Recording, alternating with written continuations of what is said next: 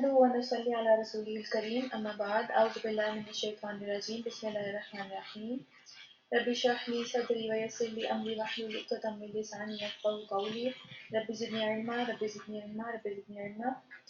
पारा नंबर 26 पढ़ रहे हैं। सूरह अहकाफ का रुकू नंबर 3 आज स्टार्ट करना है। 2 रुकू हम पढ़ चुके हैं। रुकू नंबर 3 सूरह अहकाफ में पारा नंबर 26 में पढ़ रहे हैं। चलें जी स्टार्ट करते हैं।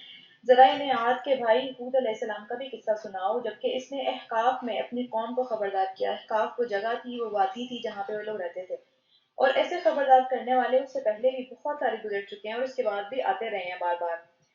कि अल्लाह के क्या वो खबरदार किस बात से करते थे कि अल्लाह के सिवा किसी की बंदगी ना करो।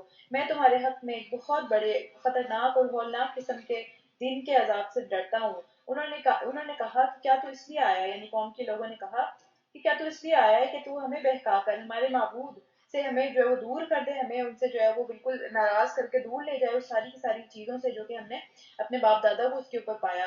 अच्छा तो तू ले आ अपना वो वाला अजाब जिससे तू हमें डराता रहता है हर वक्त, अगर वाकई तू सच्चा है। उसने कहा कि इसका इल्म तो सिर्फ अल्लाह को है, मैं तो सिर्फ तुम्हारे पास एक पैगाम पहुंचा रहा हूँ जिसे देकर मुझे भेजा गया है, मगर मैं देख रहा हूँ कि तुम लोग सख्त जहालत में पड़े हुए हो।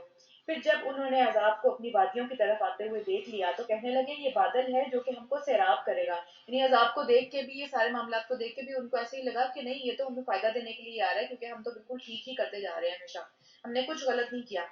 क्योंकि किसी इंसान के अंदर तकवा हो, अगर वो अल्लाह तआला से डरता हो, उसको फौरन से पहले ये बात पता चल जाती है कि ये मतलब मैंने फलां काम किया था उसकी वजह से मेरे साथ ये हो गया, या मुझे ये चीज़ नहीं करनी चाहिए थी, मैंने फलां टाइम पे एक ऐसा गुनाह किया था जिसकी वजह से शायद अल्लाह तआला ने मुझे यहाँ पे ना पकड़ लिया हो। लेकिन जब लोग इतनी गफलत में और अपनी खुद पसंदी में अपने आप को कुछ समझने में इतना आगे चले जाते हैं कि फिर उनको लगता है कि शायद अगर अजाब भी आ रहा है, अगर इस तरह कोई बात भी आ रही है, तो उससे पहले उनको ऐसा ही लगता है कि शायद ये हमारे ही फायदे के लिए आ रही है। क्योंकि हमने बहुत दफा कुरान में भी ये बात पढ़ी है ना कि वो यही कहते हैं कि हमें जिस तरह यहाँ अल्लाह ताला देते चले जा रहे हैं, बार बार मिलता ही जा रहा है, अल्लाह ताला ने रस्सी ढीली की हुई है तो हमें ऊपर जाके भी ऐसे ही मिलेगा, हमारे लिए कोई खतरे की बात नहीं है, हमें कोई डरने की जरूरत नहीं है, हम बिल्कुल ठीक कर रहे हैं जो भी कर रहे हैं। तो उनका भी यही गुमान था उन बादलों के बारे में जो कि असल में अजाब था। तो अल्लाह ताला ने फरमाया कि नहीं, बल्कि ये वही चीज है जिसके लिए तुम जल्दी में जा रहे थे। ये हवा का तूफान है जिसमें दर्दनाक अजाब चलता चला आ रहा है, अपने रब के हुक्म से हर चीज को तबाह कर डालेगा। आखिरकार उनका हाल ये हुआ कि उनके रहने की जगहों के सिवा वहां कुछ भी नजर नहीं आता था, वहां किसी इंसान का नामो निशान भी बाकी नहीं रहा। उनकी सारी तहजीब, उनके सारे के सारे मामला जिस पर उनको बहुत फख्र था, जिसमें अपने आप को बड़ा समझते थे, जिसकी वजह से वो लोग तकब्बुर करते थे और जिसकी वजह से सारे दीन वालों को या फिर अपने पैगंबर को वो नीचा दिखाने की कोशिश करते थे कि तुम्हारे पास ये चीजें नहीं है, ये चीजें हमारे पास हैं। तो सिर्फ वही चीजें वहां पर रह गई। उसके अलावा जो गरूर करते थे उन चीजों के ऊपर, वो सब के सब वहां से बिल्कुल खत्म कर दिया गया उनका नामो निशान। इस तरह हम मुजरिमों को बदला दिया करते हैं। हमने उनको वो कुछ दिया था जो तुम लोगों को तो दिया ही नहीं। उनको हमने कान, आंखें और दिल सब कुछ दे रखे थे, ये तो सबके पास ही होता है।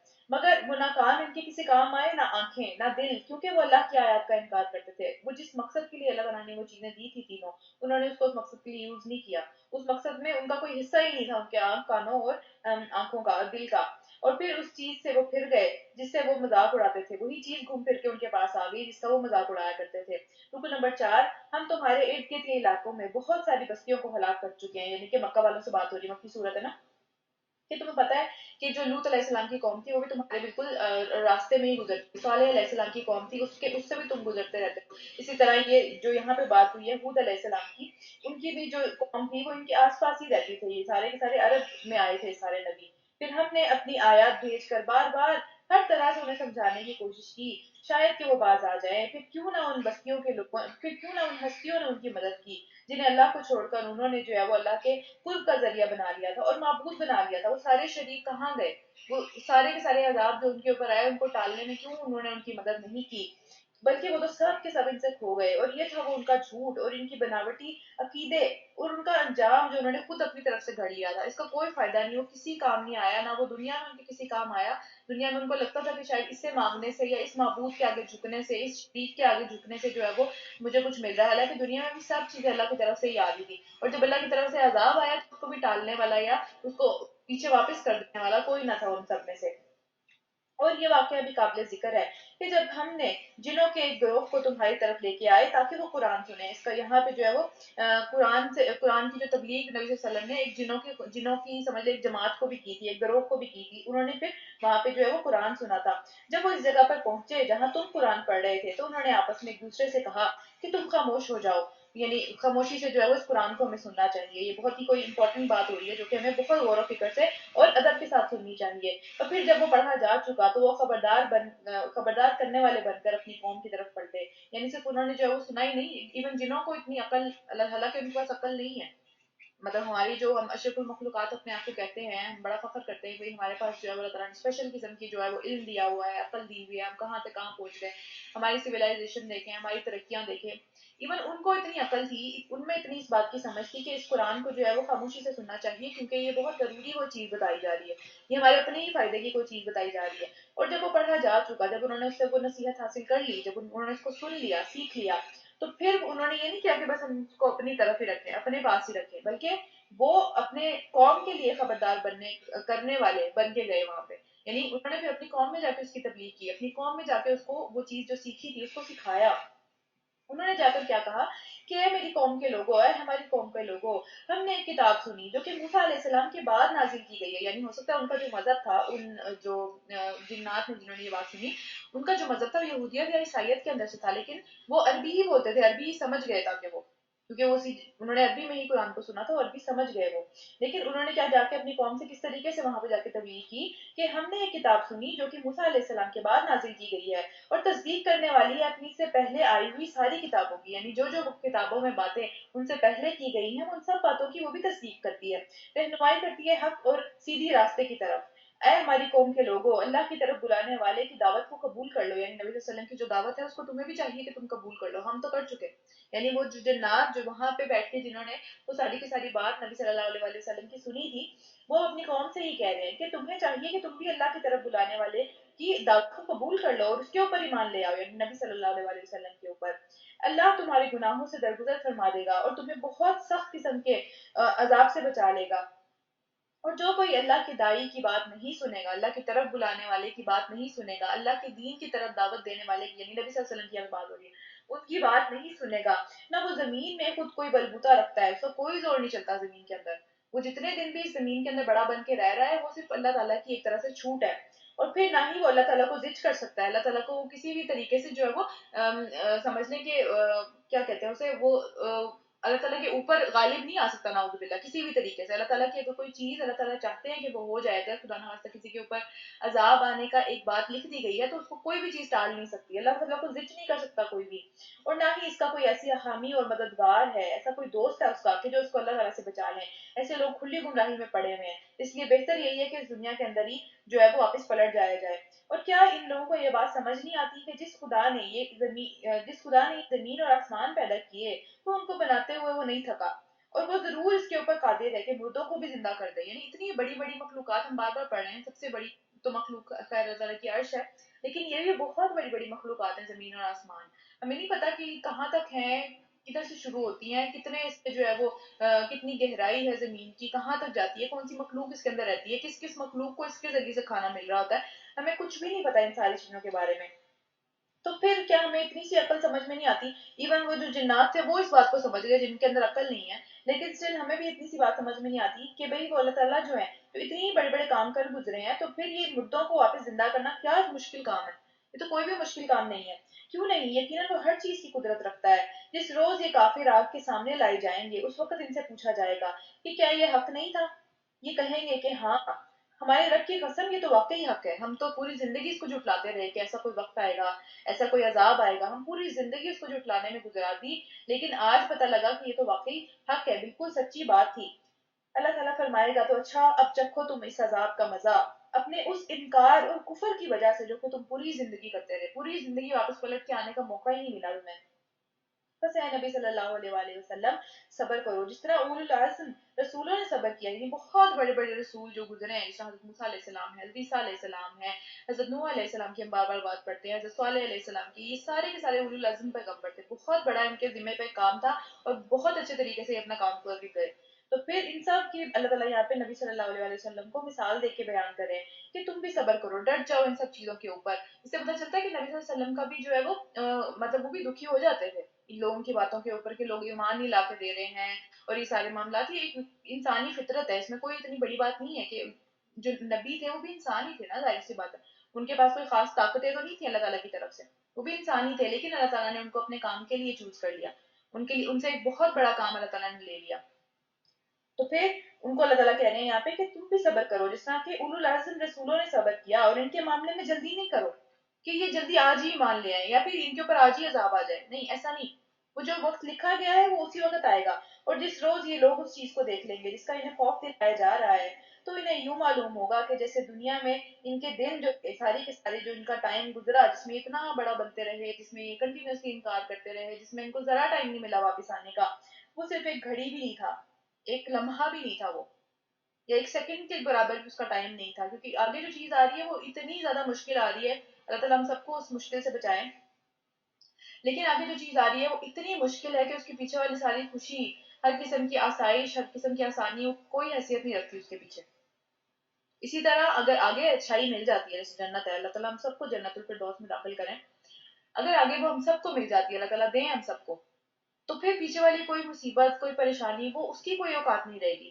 کیونکہ آگے جو چیز آ رہی ہے اس کی نظر میں یا اس کے سامنے کمپیریزن کرنے میں پیچھے والی چیز کی کوئی حیثیت نہیں ہے، وہ بالکل ہی ختم ہو گئی. اسی طرح جیسے کوئی ایک لمحے کی بات تھی چھوٹی سی، کیونکہ آگے جو چیز آ رہی ہے وہ اتنی بڑی ہے.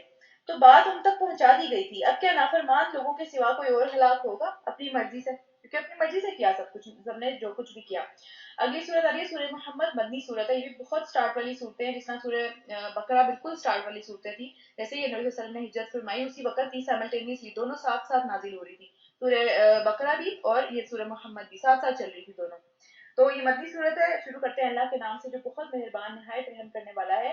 جن لوگوں نے کفر کیا اور اللہ کے راستے سے روکا، اللہ ان کے اعمال کو رائے گاہ کر دے گا. یعنی مکہ والوں کی بات ہو رہی ہے، کیونکہ انہوں نے پہلی بات تو یہ کفر کیا، دوسری بات یہ کہ وہ مسجد حرام میں کسی مسلمان کو جا کے عبادت نہیں کرنے دیتے تھے. وہاں پہ ایون اگر کوئی ایک اللہ کی عبادت کر بھی رہا ہوتا تھا تو وہ اس کو جو ہے وہ بہت تنگ کرتے تھے اور راستہ جو ہے وہ روکنے کی کوشش کرتے تھے کسی نہ کسی طریقے سے. کوئی چال بازی، کوئی اس طرح کی بات، کوئی اس طرح کا، اگر ان کا بس چلتا تھا، جیسے غلام تھے وہاں پہ ان کے اوپر تو ان کا بس چلتا تھا، تو ان کو جو ہے وہ فزیکلی ٹارچر بھی کرنا اور اس طرح کے سارے کام کرنا. اور اس کے اوپر ان کو یہ غرور تھا کہ ہم بہت اچھے ہیں، ہم تو بہت اچھے کام کرتے ہیں. جیسا کہ وہ واقعی ان نے کچھ اچھی باتیں کی بھی، جیسا کہ وہ لوگ جو صلح رحمی میں بہت اچھے تھے، آپس میں جو ان کا خاندانی نظام تھا یا آپس میں جو خاندان کا آپس میں بانڈ تھا وہ بہت اچھا تھا. اس طرح مہمان نوازی میں بہت اچھے تھے، حاجیوں کو جو ہے وہ دیکھ بھال ان کی کرتے تھے، اللہ تعالیٰ کی مسجد کی حفاظت کرتے تھے وہ لوگ. یہ بہت سارے کام کرتے تھے وہ، لیکن ان کا سارے اللہ تعالیٰ نے کہا یہاں ضائع ہو گئے. کیونکہ وہ جب اللہ تعالیٰ کے لیے کیے ہی نہیں انہوں نے، جب انہوں نے آخرت میں گھر بنانے کے لیے کیے ہی نہیں، تو پھر وہاں پہ اس کا اجر نہیں ہے.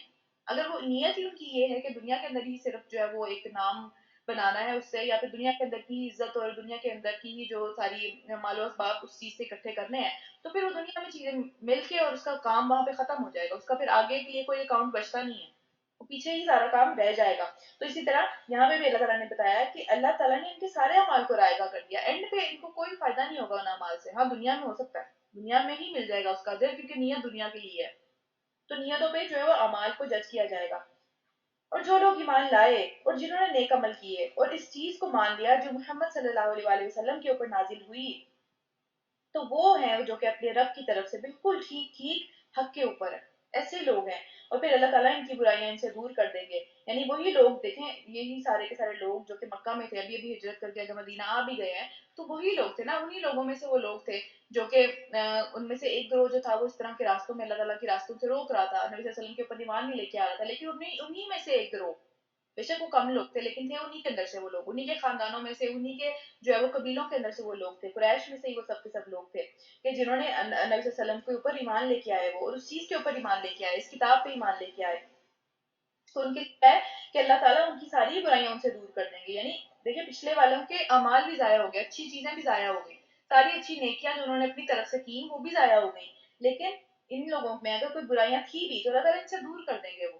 یعنی دنیا کے اندر بھی ایک کے بعد ایک نیکی کرنے کا موقع ملے گا، اور آخرت میں بھی انشاءاللہ اللہ تعالیٰ جو ہے وہ ان کے نامہ اعمال سے ان چیزوں کو ختم کر دیں گے، جبکہ نیکیوں کا وزن زیادہ ہوگا. تو پھر وہ برائیاں کاؤنٹ نہیں ہوں گی کہ بس ٹھیک ہے ہاں ہو گیا ٹھیک ہے، جو ہے وہ حساب ایزی حساب ہو جائے گا انشاءاللہ، اللہ تعالیٰ ہم سب کا ایزی حساب کریں. تو خیر یہاں پہ جو بات ہو رہی ہے وہ انہی دونوں سینس میں بات ہو رہی ہے. اور ان کے حال کو اللہ تعالیٰ نے درست کر دیا ہے. اللہ تعالیٰ کا کتنا بڑا رحم ہے کہ یہ ساری کی ساری ان کے حالات کو دنیا میں درست کر دیا. تو اس لیے کہ کفر کرنے والوں نے باطل کی پیروی کی ہے، انہوں نے اپنے شیاطین کی یا اپنے دل کی یا اپنی خواہشات میں جس میں بھی چلتے چلے جا رہے ہیں. اور ایمان لانے والوں نے اس حق کی پیروی کی ہے اپنے دلوں کو مار کے، اپنی خواہش نفس کو مار کے، جو کہ ان کے رب کی طرف سے ان کے پاس آیا تھا. تو پھر ان کے رب کے اوپر یہ حق آ گیا ان کی طرف سے کہ جو ہے اللہ تعالیٰ ان کا بدلہ ان کو پورا پورا دے، بلکہ بڑھا چڑھا کے دے. تو اس طرح اللہ تعالیٰ لوگوں کو ان کے ٹھیک ٹھیک حالات جو ہے وہ دنیا میں بھی بتا دیتا ہے کہ آپ کہاں کھڑے ہوئے ہیں، آپ کے حالات کدھر جا رہے ہیں، آپ کی نیتیں کہاں ہیں، کس چیز کا کیا اجر ملے گا. تو دنیا میں بھی اللہ تعالیٰ حالات صاف صاف بتا دیتے ہیں، اور آخرت میں تو ویسے ہی ہر چیز صاف صاف واضح طور پہ بتا دی جائے گی.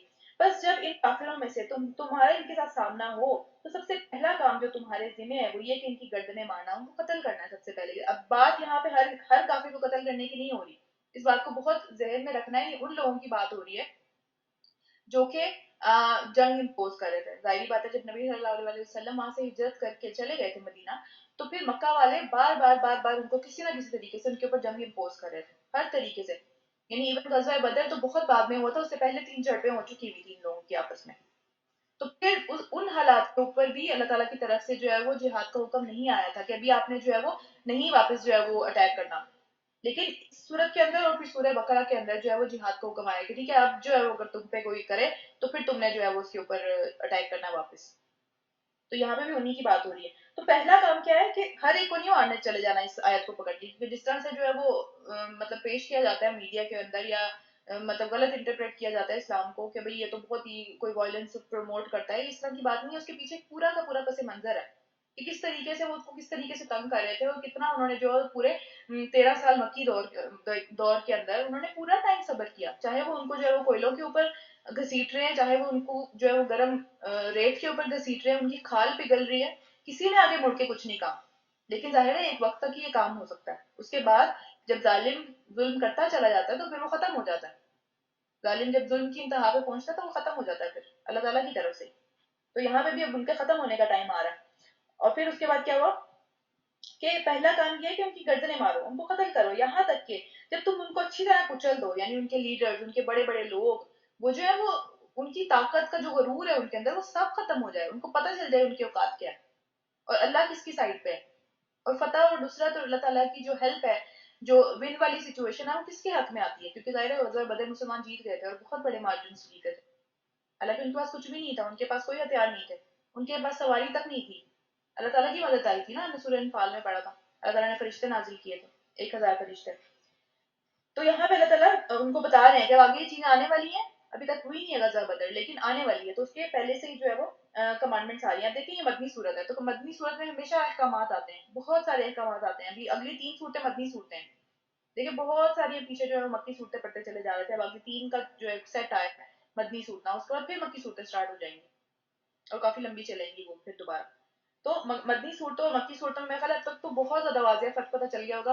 مکی صورتوں کے اندر زیادہ عقائد پہ بات کی جاتی ہے کہ آخرت کا عقیدہ ٹھیک ہونا چاہیے، یا پھر جو ہے وہ اللہ تعالیٰ کے لیے وحدانیت کا، اللہ تعالیٰ کی توحید کا عقیدہ ٹھیک ہونا چاہیے، شرک کے بارے میں کانسیپٹ بالکل ٹھیک ہونے چاہیے، رسولوں کے بارے میں یہ سب چیزیں جو ہے وہ مکی صورتوں میں ڈسکس کی گئی ہیں. لیکن مدنی صورتوں میں ڈائریکٹلی جو ہے وہ مسلمانوں کو ٹارگٹ کیا جاتا ہے کہ تمہارا یہ کام ہے، یہ کرنا ہے، یہ نہیں کرنا، یہ چیز ٹھیک ہے، یہ چیز نہیں ٹھیک، یہ حکم ہے، یہ حکم نہیں ہے. تو یہ فرق ہے ان دونوں صورتوں کے اندر. اچھا اس کے بعد یہ کہ یہاں تک کہ جب تم ان کو پوری طرح کچل دو کہ وہ دوبارہ سر نہ اٹھا سکیں، تو پھر تب تم جو ہے وہ مضبوط باندھ کر قیدیوں کو پکڑ لو. یعنی ٹھیک ہے پھر تمہیں قیدیوں کو پکڑنا چاہیے، پہلے ایک اچھا سبق سکھانا چاہیے اور اس کے بعد قیدیوں کو پکڑنا چاہیے. یہ نہیں کہ فدیے کے چکر میں کہ بعد میں جو ہے وہ ان سے پیسے لے کے ان کو چھوڑیں گے اور دنیا کا فائدہ حاصل ہوگا تو بس قیدی ہی پکڑتے رہو. نہیں، یہ طریقہ نہیں ہے. پہلے ایک اچھا سبق سکھانا ہے اور اس کے بعد قیدی پکڑنے ہیں جو لوگ بھاگ رہے ہوں گے وہاں سے. یعنی ظاہر ہے جان بچانے کے لیے ڈر کے بھاگیں گے نا، پھر ظاہر سی بات ہے پھر بھاگتے بھاگتے پکڑنا. تو پھر اس کے بعد تمہیں اختیار ہے کہ احسان کرو، یعنی ان کو ایسے ہی چھوڑ دو یا پھر ان سے فدیہ لے لو، تمہاری مرضی. کوئی اللہ تعالیٰ نے جو ہے وہ پکڑ نہیں رکھی اس کے اوپر. حالانکہ پچھلی ساری قومیں جو تھی ان کے اوپر فدیہ لینا حرام تھا، وہ نہیں لے سکتے تھے. لیکن نبی صلی اللہ علیہ وسلم کی قوم کے اوپر اللہ تعالیٰ نے یہ بہت بڑی آسانی کی. بہت ساری اور بھی آسانیاں ظاہر ہے ان میں سے ایک یہ بھی ہے. پھر حتیٰ کہ لڑائی اپنے ہتھیار ڈال دے، یعنی یہ پوری لڑائی ختم ہو جائے، لوگ جو ہے وہ تسلیم کر لیں کہ واقعی یہ لوگ جیت چکے ہیں، یہاں تک تم نے یہ معاملہ کرنا ہے، یہ ہے تمہارے کرنے کا کام۔ اللہ چاہتا تو خود ہی ان سے نمٹ لیتا، خود ہی ان سے انتقام لے لیتا، کوئی دنیا کا عذاب ان کے اوپر آ جاتا، جیسا کہ پچھلی قوموں میں بھی آیا۔ اللہ چاہتا تو یہ کر سکتا تھا، مگر یہ طریقہ اس نے اس لیے اختیار کیا ہے تاکہ تم لوگوں کو ایک دوسرے کے ذریعے سے آزمائے۔ لوگ ایک دوسرے کی آزمائش کرنے کے لیے اس دنیا میں آئے ہوئے ہیں۔ کوئی بندہ کسی کے لیے آزمائش کا سبب ہے، کوئی بندہ کسی دوسرے بندے کی وجہ سے پریشان ہے۔ ہم اللہ تعالیٰ کی وجہ سے تو کبھی پریشان نہیں ہوتے، ہم لوگوں کی وجہ سے ہی پریشان ہوتے ہیں نا ہمیشہ، کہ فلاں بندے نے یہ کہہ دیا، فلاں بندے نے یہ کر دیا، فلاں بندے نے جو ہے وہ اس طریقے سے مجھے دکھ دیا، فلاں اسی طرح کی باتیں ہیں سب کی۔ تو ہے ہی مقصد یہ دنیا میں ایک اسپیسیفک سیٹنگ ہے، اللہ تعالیٰ نے جو ہے وہ کچھ رشتے بنائے ہیں، کچھ جو ہے وہ دو لوگ جو ہے جو ہمارے ہوتے ہیں، جو کہ ایک سیٹنگ کے اندر اللہ تعالیٰ نے ہمیں جو ہے وہ دنیا کے اندر بھیجا ہوا ہے، اور اس میں ہر بندہ دوسرے بندے کے لیے ایک آزمائش کا سبب ہے۔ تو اب یہ اس میں ہم کہیں کہ میں تو اس کی آزمائش کا سبب ہوں، تو اللہ تعالیٰ نے مجھے بنایا ہے، اور میں کیا کروں؟ میرا تو کام ہی ہے اس دنیا میں اس بندے کی آزمائش اس کے اوپر چڑھ جانا، یا اس کا جو ہے وہ زندگی حرام کر دینا، یہ بات نہیں ہے۔ لیکن بہرحال یہ ایک صبر کرنے کا بھی ہمارے لیے مقام ہے کہ لوگ جو ہے وہ ایک دوسرے کی آزمائش کے لیے ہی ہیں، ہم سب ایک دوسرے کے لیے۔ تو اچھائیوں کے اوپر جو ہے وہ ایک دوسرے کا ساتھ دینا چاہیے، لیکن برائیوں میں ایک دوسرے کو پھر روکنا بھی چاہیے۔ تو یہ ایک طرح سے آزمائش ہے نا صحیح والی۔ اچھا، اس کے بعد کیا ہے؟ جو لوگ اللہ کی راہ میں مارے جائیں، یعنی پھر آگے چل کے ظاہر ہے جب جنگ ہوگی تو پھر مسلمان مارے بھی جائیں گے، ظاہر سی بات ہے، ان کے اعمال کو اللہ تعالیٰ ہرگز ضائع نہیں کرے گا، ان کو بہت بڑھا چڑھا کے دے گا، اور وہ ان کی رہنمائی فرمائے گا، ان کا حال درست کر دے گا، اور ان کو جنت میں داخل کر دے گا جس سے وہ پہلے ہی واقف ہوں گے۔ یعنی قرآن میں ان کو پہلے ہی بتایا جا چکا ہوا ہے اس مقام کے بارے میں، کہ کیا ہے جگہ، کس طریقے کی اس کی بات ہو رہی ہے، کیا وہاں پہ جو ہے حالات ہوں گے، وہ کتنی اچھی جگہ ہے، کتنی بہتر ہے اس دنیا سے، ان کو پہلے ہی پتا ہوگا اس بارے میں۔ حدیث میں پتہ چلتا ہے کہ نبی صلی اللہ علیہ وسلم نے ہمیں بتایا کہ اس ذات کی قسم جس کے قبضے میں میری جان ہے، تم جنت میں اپنے گھر کو، اپنی جگہ کو، اپنی بیوی کو، اپنی اولاد کو، اپنے غلاموں کو، یعنی جو بھی وہاں پہ گھر کی چیزیں ہیں، گھر کے معاملات ہیں، ان کو اس طرح جانو گے کہ اس طرح تم جو ہے وہ اپنے اس گھر کو بھی نہیں جانتے جو اس دنیا میں ہے۔ یعنی کہ تمہیں پتا ہوگا کہ کہاں میرا گھر ہے، اور کون کون میرے اپنے لوگ ہیں وہاں پہ رہیں گے، اور یہ سب معاملات پہلے ہی پتا ہوں گے۔ اور اسی طرح ایک اور حدیث سے بھی سیم ملتی جلتی حدیث ہے، اس میں بھی پتہ چلتا ہے ہمیں نبی صلی اللہ علیہ وسلم سے کہ مجھے امید ہے کہ تم اپنی نیک اولاد سمیت جنت میں داخل کیے جاؤ گے، اور اپنے گھر کو وہاں پہ پالو گے، پہلے ہی جنت میں داخل ہونے سے پہلے ہی تمہیں پتا ہوگا میرا گھر کہاں ہے، اور سیدھا وہیں جائیں گے۔ جیسے ہم اپنے گھر میں آتے ہیں نا کہ بھئی بہت لمبا سفر کر کے آئے، کہیں ادھر ادھر نہیں جاتے، سیدھا اپنے گھر جاتے ہیں، تو سیدھا وہیں جائیں گے اپنے گھر پہ، کیونکہ وہاں پہ بھی اپنے گھر کا سب کو پتا ہوگا۔ تو اللہ تعالیٰ ہم سب کو وہاں پہ جو ہے وہ اچھے اچھے جنت الفردوس میں گھر عطا فرمائے، کیونکہ ہمیں اچھا لگتا ہے نا اچھے گھر، اور اچھے ارد گرد خادم ہوں، ارد گرد جو ہے وہ نخرے اٹھانے والے لوگ ہوں، یہ سب چیزیں ہمیں اچھی لگتی ہیں۔ تو اللہ تعالیٰ ہم سب کو یہ چیزیں عطا کریں۔ اچھا، آگے چلتے ہیں۔ اے لوگوں جو ایمان لائے ہو، تم اللہ کی مدد کرو گے تو وہ تمہاری مدد کرے گا۔ اللہ کو ہماری مدد کی ضرورت نہیں ہے ویسے، اللہ تعالیٰ نے جو کام کرنا ہوتا ہے اللہ تعالیٰ کون کہتے ہیں وہ ہو جاتا ہے۔ لیکن اللہ تعالیٰ کی مدد کرنے کا مطلب کیا ہے کہ اللہ تعالیٰ نے اب لوگوں کے ذریعے سے لوگوں کو جو ہے وہ آزمائش میں ڈالنا تھا۔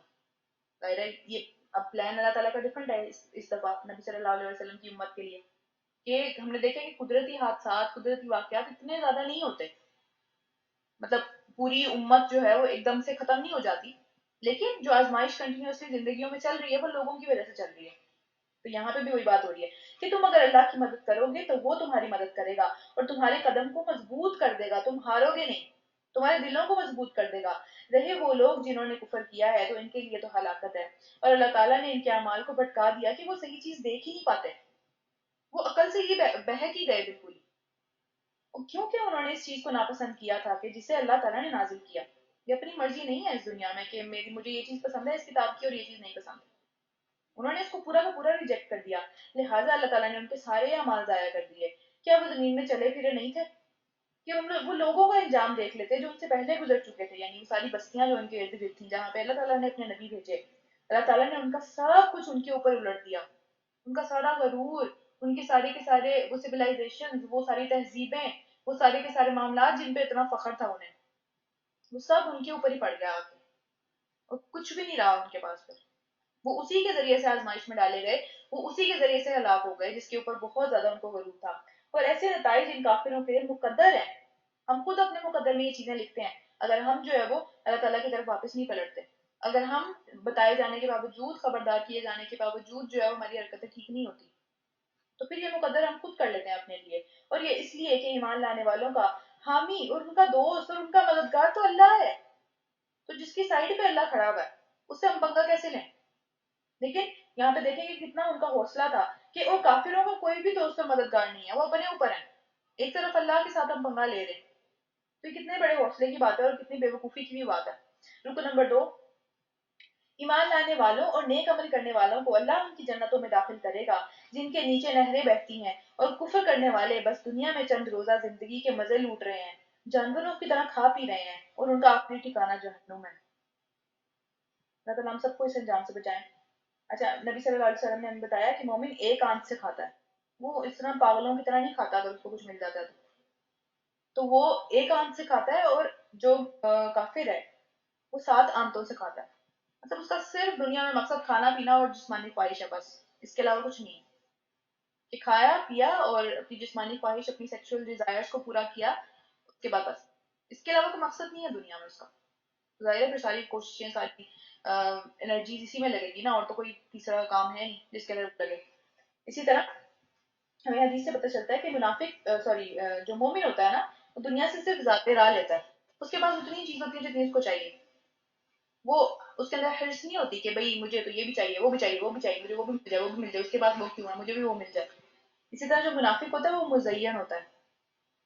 وہ ہر وقت جو ہے وہ سمجھ لیں کہ اس کو یہ ہوتا ہے کہ ہر چیز میری جو ہے وہ کفار سے کفار جو ہے، کافر جو ہوتا ہے وہ ایش کرتا ہے اس دنیا میں. اس کے لیے ایش کی جگہ، اس کے لیے جنت ہے، ظاہر سی بات. تو اس کے لیے جنت ہے. لیکن منافق وہی چیز چاہتا ہے اپنے لیے بھی. اس کا مطلب اس میں دیکھیں کہ یہ 3 چیزیں ہیں کہ مومن جو ہے اس کو حرص نہیں ہوتی دنیا کی کہ یہی بس مل جائے، اس کے علاوہ میرا تیسرا کوئی مقصد نہیں ہے. یعنی کھانا پینا اور سیکشل ڈیزائر. کھانا پینا میں صرف کھانا پینا نہیں آتا، ظاہر سی بات ہے، اور بھی ساری چیزیں آتی ہیں کہ دنیا کی جو ساری کی ساری چیزیں ہیں، اور اپنے جسمانی خواہش کو پورا کرنا، بس اس کے علاوہ تیسرا کچھ نہیں. تو یہ کچھ ڈفرینسز ہیں جو کہ، اور اس کے علاوہ یہاں پہ دیکھیں کہ جانوروں کی طرح کھا پی رہے ہیں. ان کا مقصد صرف یہی ہے. اس طرح جانوروں کا مقصد ہے نا کہ اپنی جسمانی خواہش کو پورا کرنا، کھانا پینا، اپنے گھر کی حفاظت کرنا، اپنے بچوں کو دیکھنا. جانور کو خیر اتنا بچوں کو دیکھتے بھی نہیں ہیں، لیکن چلیں شروع میں تو دیکھتے ہی ہیں. تو یہ بس اس کے علاوہ تیسرا کوئی کام نہیں ہے ان کا دنیا میں.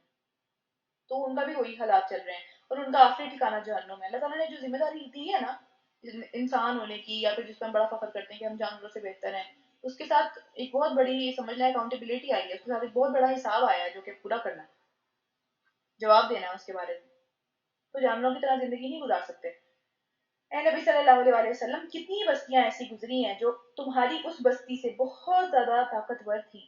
یعنی مکہ کی بات ہو رہی ہے کہ جس طرح مکہ والے اپنے آپ کو سمجھتے ہیں کہ بھئی ہمارے پاس جو ہے وہ یہ معاملات ہیں، ہم مسجد کی حفاظت کرتے ہیں، ہم اللہ تعالیٰ کے سب سے چہیتے ہیں، ہمارے پاس جو ہے وہ ساری، کیونکہ ظاہر ہے مکہ جو ہے وہ ٹریڈ کا، تجارت کا بھی مرکز تھا اس وقت نا. تجارت کا بھی مرکز تھا، سارے لوگ دور دور سے آتے تھے وہاں پہ. تو پھر ظاہر تجارت کے معاملات ہوتے تھے، بزنس چلتے تھے، اچھی مطلب وہاں پہ سمجھ لیں کہ دولت تھی، صحیح طریقے سے وہ رہتے تھے. تو اللہ تعالیٰ کہہ رہے ہیں کہ تم سے پہلے ایسی بہت ساری بستیاں گزر چکی ہیں جو کہ اس بستی سے کہیں زیادہ طاقتور تھیں. ان کے پاس بہت ساری ایسی چیزیں تھیں، ایسے معاملات تھے ان کے جو کہ اس بستی والوں کے پاس نہیں. جس نے تمہیں نکال دیا یعنی مکہ، انہیں ہم نے اس طریقے سے ہلاک کر دیا کہ ان کا کوئی بچانے والا نہیں تھا. ان کی ساری چیزیں، سارے معاملات، سارے تعلقات، ساری دولت کسی کام نہیں آئی. بھلا کہیں ایسا ہو سکتا ہے کہ جو اپنے رب کی طرف سے ایک صاف اور واضح ہدایت کے اوپر ہو، وہ ان لوگوں کی طرح سے ہو جائے جن کے اعمال ان کے لیے بہت پیارے بنا دیے گئے، اور وہ اپنی ہی خواہشات کے پیروکار بن گئے. بس اپنی ہی خواہش کی، مجھے یہ چاہیے، مجھے یہ نہیں چاہیے، اس کے آگے کچھ نہیں. وہ کسی کے غلام نہیں ہے سوائے اپنے نفس کے. وہ صرف اپنی ہی نفس کے غلام ہے، اپنے ہی دل کے اوپر، جو اپنی دل کی باتوں کے اوپر آنکھیں بند کر کے جو ہے وہ چلتے چلے جاتے ہیں. پرہیزگار لوگوں کے لیے جس جنت کا وعدہ کیا گیا ہے، اس کی شان تو یہ ہے کہ اس میں نہریں بہ رہی ہوں گی نتھرے ہوئے پانی کی. یعنی کہ گندا نہیں ہوگا وہ پانی، چلتا ہوا پانی ہوگا، اچھا اور صاف پانی ہوگا. نہریں بہ رہی ہوں گی ایسے دودھ کی جس کے مزے میں ذرا بھی فرق نہیں آئے گا. یعنی دودھ بھی باہر تھوڑی دیر پڑا رہے تو وہ خراب ہو جاتا ہے نا ظاہر ہے، تو دودھ بھی تازہ ہر وقت. اور نہریں بہ رہی ہوں گی ایسی شراب کی جو پینے والوں کے لیے نہایت ہی لذیذ، بہت اچھی لگے گی پینے میں. اور نہریں بہ رہی ہوں گی صاف شفاف شہد کی. مطلب سوچیں ذرا، شہد کو بہتا ہوا ہم نے کبھی امیجن کیا؟ شہد بہتا کیسے؟ مطلب ظاہر ہے وہ تھوڑا گاڑا ہوتا ہے کیونکہ باقی ساری چیزیں اتنی گاڑی نہیں ہوتی، لیکن شہد گاڑا ہوتا ہے. وہ بہے گا کیسے؟ وہ بھی نہر کی شکل میں. اور اوپر نیچے یہ نہریں ہوں گی. ایسا نہیں کہ ایک طرف بس ایک ہی نہر ہے، ایسا نہیں ہے. چاروں نہروں کو، یا کہیں اور بھی ظاہر ڈفرنٹ جس طرح کی بھی نہریں ہوں گی، بیسک 4 ہی ہیں جدھر سے ساری اگلی نہریں نکلیں گی انشاءاللہ تعالیٰ. لیکن ان ساری نہروں میں سے ہم ان سب کو اکٹھا دیکھ سکیں گے. اللہ تعالیٰ ہم سب کو وہ نظارہ کروائے, ہم سب بیٹھ کے اس کو دیکھیں, اور ہم سب کو وہ جگہ عطا فرمائے جہاں سے یہ نہریں نکلتی ہیں, یعنی کہ جنت الفردوس. وہ سب سے اونچا مقام ہے, وہاں سے یہ نہریں نکلتی ہیں اور نیچے جاتی ہیں. تو ہم کبھی بھی جو ہے اپنے لیے نیچے والی چیز نہ مانگے, ہمیشہ سب سے اوپر والی اور سب سے اچھی چیز مانگنی ہے اللہ تعالیٰ سے. اللہ تعالیٰ ہم سب کو جنت الفردوس میں جگہ عطا فرمائے. اس میں ان کے لیے ہر طرح کے پھل ہوں گے, اور ان کے رب کی طرف سے بہت ساری اور بھی بخششیں ہوں گی, بہت ساری اور بھی چیزیں ہوں گی. کیا وہ شخص جس کے حصے میں یہ جنت آنے والی ہے, اللہ تعالیٰ ہم سب کو اس شخص کی جیسا کر دیں کہ جس کے حصے میں یہ آنے والا ہے. ان لوگوں کی طرح ہو سکتا ہے جو جہنم میں ہمیشہ رہیں گے, اور جنہیں ایسا گرم پانی پلایا جائے گا جو ان کی آنتوں تک کو کاٹ دے گا. ہم یہ بات سوچ بھی نہیں سکتے, ہم امیجن بھی نہیں کر سکتے کہ کتنا زیادہ وہ گرم پانی ہوگا ہماری دنیا کی آگ کے اوپر. ظاہر آگ جو ہے وہ 70 گنا زیادہ ٹھنڈی آگ ہے اس آگ سے جو کہ جہنم میں خدا نخواستہ ہے لوگوں کے لیے. اس کے اوپر بھی اگر ہم کوئی چیز بوائل کرتے ہیں تو ہم اس کو ڈائریکٹلی پی نہیں سکتے, کیونکہ وہ ہمارا منہ جلا دے گی, ہمارے ہونٹ جل جائیں گے, زبان جل جائے گی, اندر گلا سب کچھ جل جائے گا. تو اس کو ہم 70 گنا زیادہ گرم کرنے کے بعد پی سکیں گے. اتنا حوصلہ ہے ہمارے اندر. تو یہ بات خود سے بھی سوچنی ہے, اور ارد گرد والوں کو بھی اس بات کے اوپر جو ہے وہ احساس دلانا ہے کہ یہ چیز جس کی طرف ہم چلتے چلے جا رہے ہیں آنکھیں بند کر کے, وہ اس قابل نہیں ہے کہ ہم اس کا بوجھ اٹھا سکیں. وہ بہت بھاری چیز ہے, بہت بری چیز ہے, اور ہم میں سے کوئی بھی نہیں چاہتا کہ کوئی دوسرا اس میں چلا جائے. تو اس لیے پھر اس کے لیے ایک پورا ایک پلان بنانا پڑے گا نا, ایک پوری رسپانسبلٹی اپنے لیے بھی لینی پڑے گی اور اپنے ارد گرد کے لوگوں کے لیے بھی, اور اس کو اچھے طریقے سے جو ہے وہ پھر کرنا بھی پڑے گا. تو اللہ تعالیٰ ہم سب کو اس انجام سے بچائیں. ان میں سے کچھ لوگ ایسے ہیں, یعنی یہاں تک جو پہنچ جائیں گے ان میں سے کچھ لوگ ایسے ہیں جن کی اللہ تعالیٰ صفات بتا رہے ہیں کہ کیا کرتے ہیں وہ لوگ. ان میں سے کچھ لوگ ایسے ہیں جو کان لگا کر تمہاری باتیں تو سنتے ہیں, اور پھر جب تمہارے پاس سے نکلتے ہیں تو ان لوگوں سے جنہیں علم بخشا گیا ہے, یہ ان کی نعمت دی گئی ہے, پوچھتے ہیں کہ ابھی ان لوگوں نے کیا بات کی ہے. یعنی مجلسوں میں تو وہ ہوتے ہیں لیکن انہیں پتہ نہیں ہوتا کہ کیا بات ہو رہی ہے, ان کا دھیان سارا کہیں اور ہوتا ہے. وہ آ تو جاتے ہیں دوسروں کو دکھانے کے لیے کہ بھئی مطلب لوگ باتیں کریں گے, یا پھر لوگ جب اس طرح کی مجھے کچھ کہنا دیں, مجھے منافق نہ کہہ دیں. مجھے ظاہر ہے اس وقت جو لوگ مجلس میں جاتے تھے, مسجد میں جاتے تھے, انہی کو صرف مسلمان مانا جاتا تھا. تو اس لیے پھر منافقین کی جو زندگی تھی وہ تو بڑی خراب ہوئی ہوئی تھی کہ بھئی اب تو کرنا پڑے گا کیونکہ سب لوگ دیکھ رہے ہیں. تو وہ چلے تو جاتے تھے لیکن ان کا دھیان وہاں پہ نہیں ہوتا تھا. اور یہ وہ لوگ ہیں جن کے دلوں کے اوپر اللہ تعالیٰ نے مہر لگا دی, اور یہ اپنے خواہشات کے ہی پیروکار بنے ہوئے ہیں. بس جو میرا دل کرتا ہے میں وہ اس کے پیچھے میں آنکھیں بند کر کے چلتی چلی جا رہی ہوں, اللہ نہ کرے. اور جو میرا دل نہیں کرتا اور اللہ تعالیٰ کا حکم ہے مجھے اس کی کوئی فکر نہیں ہے. میں اپنی ذات میں اپنے لیے خدا نخواستہ اپنے آپ کو کوئی خدا بنا لے, اور اللہ تعالیٰ کو جو ہے وہ خدا نخواستہ نیچے کر دے. تو رہے وہ لوگ جنہوں نے ہدایت پائی ہے, اللہ تعالیٰ ان کو اور زیادہ ہدایت دیتا ہے. ان کے لیے ایک کے بعد ایک اچھا کام کرنے کے موقع نکلتے چلے جاتے ہیں, ایک کے بعد ایک بڑا کام اللہ تعالیٰ ان سے لیتے چلے جاتے ہیں, ایک کے بعد ایک نیکی کی طرف ان کی رہنمائی کرتے چلے جاتے ہیں. اللہ تعالیٰ ہم سب کو ان لوگوں میں سے کریں, اور انہیں ان کے حصے کا تقویٰ عطا فرماتا ہے. اللہ تعالیٰ کا ڈر ہوتا ہے دلوں کے اندر, اللہ تعالیٰ کے لیے کام کرتے ہیں سب کے سب. تو ہمیں ہر ایک کو اپنے بارے میں سوچنا ہے. اب کیا یہ لوگ بس قیامت کی گھڑی کے ہی منتظر ہیں کہ اچانک آ جائے ان کے اوپر؟ اس کی علامات تو آ چکی ہیں, یعنی بہت ساری نشانیاں نبی صلی اللہ علیہ وسلم کے زمانے میں پوری ہو گئی. یعنی قیامت کی جو آخری نشانیوں کے اندر سے ایک نشانی یہ بھی تھی کہ نبی صلی اللہ علیہ وسلم کا آنا, تو وہ تو اسی وقت پورا ہو گیا. اب سوچیں ہم تو اس کے اتنے مطلب 1450 سال بعد آ رہے ہیں, اور آج کل جو نشانیاں ہم دیکھنے میں آتی ہیں ہمیں, تو اس سے کہیں گنا زیادہ ہیں جو اس وقت پوری ہو رہی تھی. تو ہم کتنے قریب کھڑے ہوئے ہیں اس دن کے.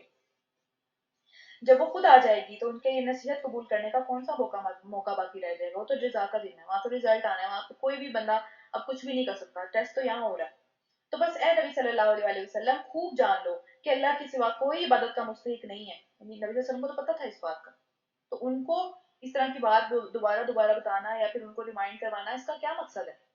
کہ ان کے ذریعے سے ہمیں اس بات کو بار بار جو ہے وہ یاد رکھیں کہ کوئی جتنا مرضی طاقتور اس دنیا میں ہو گیا, جتنا مرضی اوپر چلا گیا, جو مرضی اس کا مقام ہے, جو مرضی اس کے پاس طاقتیں ہیں, اتھارٹی ہے, پاور ہے, اسٹل اللہ تعالیٰ اس کے اوپر موجود ہے. اور ہمیں اللہ تعالیٰ کے ساتھ قریب ہونے کی کوشش کرنی ہے, کیونکہ جب وہ ہماری سائڈ پہ ہوگا نا تو ہمیں کوئی مسئلہ نہیں ہوگا اس دنیا میں, وہ ہمیں سنبھال لے گا انشاءاللہ. تو پھر اور معافی مانگو اپنے قصوروں کے لیے بھی, اور مومن مردوں اور عورتوں کے قصوروں کے لیے بھی. یعنی نبی صلی اللہ علیہ وسلم نے کون سا ایسے قصور کیے تھے؟ پھر بھی وہ اتنی زیادہ دفعہ دن میں استغفار پڑھتے تھے, جس طرح 100 دفعہ بھی آتا ہے روایات میں, یا پھر 70 دفعہ بھی آتا ہے. تو اور ہم اتنے قصور, اتنی غلطیاں, اتنے گناہ کرنے کے باوجود ہمارے منہ سے استغفار نہیں نکلتا. کہ ہم کہتے ہیں کہ نہیں بس کوئی مسئلہ ہی نہیں ہے، کیا استغفار پڑھوں، کس بات پہ پڑھوں، کوئی مسئلہ ہی نہیں، میں نے تو کچھ کیا ہی نہیں. تو ہمارے حالات دیکھیں اور نبی صلی اللہ علیہ وسلم کے حالات دیکھیں. اللہ تمہاری ساری سرگرمیوں کو جانتا ہے، جو کچھ تم زمین میں چلتے پھرتے، جو کوئی کام شام کرتے ہو، کسی علم حاصل کرنے کے لیے، کوئی کسی نیک سمجھ لیں کہ کسی کمپنی میں بیٹھنے کے لیے، یا پھر اللہ تعالیٰ کے لیے کسی بندے سے ملنے کے لیے، ان سب چیزوں کو اللہ تعالیٰ جانتا ہے اور تمہارے ٹھکانے سے بھی واقف ہے کہ ظاہر ہے کہ اس کے بعد پلٹ کے تم کیا کرتے ہو، یا پھر جنت میں تمہارا کیا ٹھکانا ہے. اللہ تعالیٰ ہم سب کو اس ٹھکانے تک پہنچا دے، اپنے جنت میں جو ٹھکانا ہے، اور بری جگہ کے ٹھکانے سے بچائیں. اچھا اس کے بعد رکو نمبر 3، سورہ محمد پڑھ رہے ہیں پارہ نمبر 26 کے اندر. جو لوگ ایمان لائے ہیں وہ کہہ رہے ہیں کہ کوئی صورت کیوں نہیں نازل کی گئی ہمارے اوپر جس میں جنگ کا حکم دیا جائے، کیونکہ وہ تھک گئے تھے نا سارے کے سارے، کہ ہمیشہ ہمیں صبر کرنے کا کہا جاتا ہے. ہم اب جو ہے وہ مکہ سے مدینہ آ چکے ہوئے ہیں، اور اب ہمارے اوپر جو ہے وہ ایک صورت آنی چاہیے، ایسی آیت نازل ہونی چاہیے کہ ہمیں جہاد کا حکم دیا جائے، ہم واپس پلٹ کے ان کو جو ہے وہ بتائیں، ہمیں ایسا موقع دیا جائے. اب تو پھر کیا ہوا کہ اب وہ صورت آ گئی سورہ بقرہ کی صورت میں. سورہ بقرہ میں حکم دیا گیا نا پہلا کہ اب تم جو ہے وہ جہاد کرو. مگر جب ایک پختہ صورت، سورہ بقرہ، یہاں پہ سورہ بقرہ کا نام نہیں لکھا ہوا، ویسے بتا رہی ہوں کہ جب ایک پختہ صورت جو ہے وہ نازل کر دی گئی جس میں جنگ کا ذکر تھا کہ اب تم کرو جنگ، تو تم نے دیکھا کہ جن لوگوں کے دلوں کے اندر نفاق کی بیماری ہے، جو کہ اوپر اوپر سے تو مسلمان تھے لیکن دلوں کے اندر ان کا وہ یقین اور اطمینان اور ایمان نہیں موجود تھا، وہ تمہاری طرف اس طریقے سے دیکھ رہے ہیں کہ جیسے کسی پر موت کی غشی چھا گئی ہو، کہ ان کو موت صاف نظر آ رہی ہے، اور وہ اس طریقے سے، اس شکل سے، اس دل کی کیفیت سے تمہیں دیکھ رہے ہیں. افسوس ان کے حال کے اوپر، ان کی زبان پر ہے کہ اطاعت کا اقرار، ان کی زبان سے تو وہ اطاعت کرتے ہیں پورا پورا، مطلب ان کی باتیں، ان کے جو دعوے ہیں، ان کے جو پرومسز ہیں، جو وعدے وہ کرتے ہیں، جو شوخیاں وہ مارتے ہیں، یہ سب چیزیں، اس سے تو بندہ جج ہی نہیں کر سکتا کبھی بھی کہ وہ واقعی ان کے دلوں کے اندر وہ بیماری ہے. مگر جب انہیں قطعی حکم دے دیا گیا کہ اب کرنا پڑے گا، اس وقت وہ اللہ سے اپنے عہد میں سچے نکلتے تو انہی کے لیے بہتر ہوتا. انہی باتوں سے یا پھر اس طرح کے دعووں سے یہ سب چیزیں کھل کے سامنے آ جاتی ہیں جب پریکٹیکلی کچھ کرنا پڑتا ہے، جب پریکٹیکلی میدان میں آگے کچھ کرنا پڑتا ہے. کسی بھی بات کے بارے میں ہم جو بھی دعوے کریں، ہمارے جو بھی باتیں ہوں، جو بھی ہم جو ہے وہ اس طرح کی بڑی بڑی باتیں کریں، بڑے بڑا اپنے آپ کے بارے میں باتیں کریں، جب کوئی بات اصل میں جو ہے وہ کرنی پڑتی ہے تو اللہ تعالیٰ وہ موقع لے آتے ہیں ہماری زندگیوں کے اندر ہی، کہ جہاں پہ ہمیں پروف کرنا پڑتا ہے کہ ہم سچے تھے یا ہم صرف باتیں ہی کر رہے تھے. اور ایسا بہت دفعہ ہوتا ہے کہ اپنی زندگیوں پر نظر ڈال کے دیکھیں، اس بات کے بارے میں ہم دعوے کرتے ہیں نا جس میں ہم سمجھتے ہیں کہ ہم اس سے بہتر ہیں، اس کی فلاں بندے کی اس طرح کی سچویشن تھی، میں تو اگر اس سچویشن میں ہوتی تو میں کبھی ایسے نہ کرتی. تو ہم دیکھتے ہیں کہ وہی سچویشن ہمارے اوپر آ جاتی ہے، اور پھر ہم تب نہیں سوچتے، تب ہم بھی شاید اس سے بھی زیادہ برا کوئی کام کر جاتے ہیں. تو اس لیے تنقید کرنا، یہ تو خیر آف ٹاپک ہو گیا، دور چلی گئی بات، لیکن بہرحال صرف اتنی سی بات ہے کہ جب ہم کسی چیز کے اوپر بڑی بڑی باتیں کرتے ہیں نا تو ہم اس پہ آزمائے جاتے ہیں پھر کہ ٹھیک ہے اب تم آگے اس سچویشن میں کر کے دکھاؤ، یا تو پھر ہم سچے ہوتے ہیں اس چیز کے اندر یا پھر ہم جھوٹے ہوتے ہیں باتوں میں. تو یہاں پہ بھی وہی بات ہو رہی ہے. اب کیا تم لوگ اب کیا تم لوگوں سے اس کے سوا کچھ اور توقع کی جا سکتی ہے، یعنی منافقین کی بات ہو رہی ہے، کہ اگر تم الٹے پھر گئے تو زمین میں تم فسادی برپا کرو گے اور آپس میں ایک دوسرے کے ساتھ رحم نہیں کرو گے، صلح رحمی نہیں کرو گے، بس یہی کرو گے تم اس کے بعد. کیونکہ اگر کوئی تم میں سے جو ہے وہ جا رہا ہوگا جہاد کے اوپر، اور تم لوگوں میں سے کوئی جو واقعی مومن ہے، تو پھر تم اس کے ساتھ جو ہے وہ اس کو ایموشنلی بلیک میل کرنا، اس کے ساتھ جو بھی معاملات ہوتے ہیں وہ پھر اس طرح کی غلط چیزیں ہی کی جا سکتی ہیں. کیونکہ جب اللہ تعالیٰ کے ساتھ جو ہے سنسیئر نہیں ہے، اپنی آخرت کے لیے سنسیئر نہیں ہے، تو پھر دنیا ہی مقصد ہے نا صرف. اور دنیا میں پھر ظاہر سی بات ہے کہ سب سے امپورٹنٹ چیز کیا ہے؟ پیسہ، اس کے بعد اولاد ہے، اور اس کے بعد یہ سارے معاملات ہیں دنیا کے جو بھی ہیں، تو ان کے لیے پھر کسی بھی حد تک جایا جا سکتا ہے.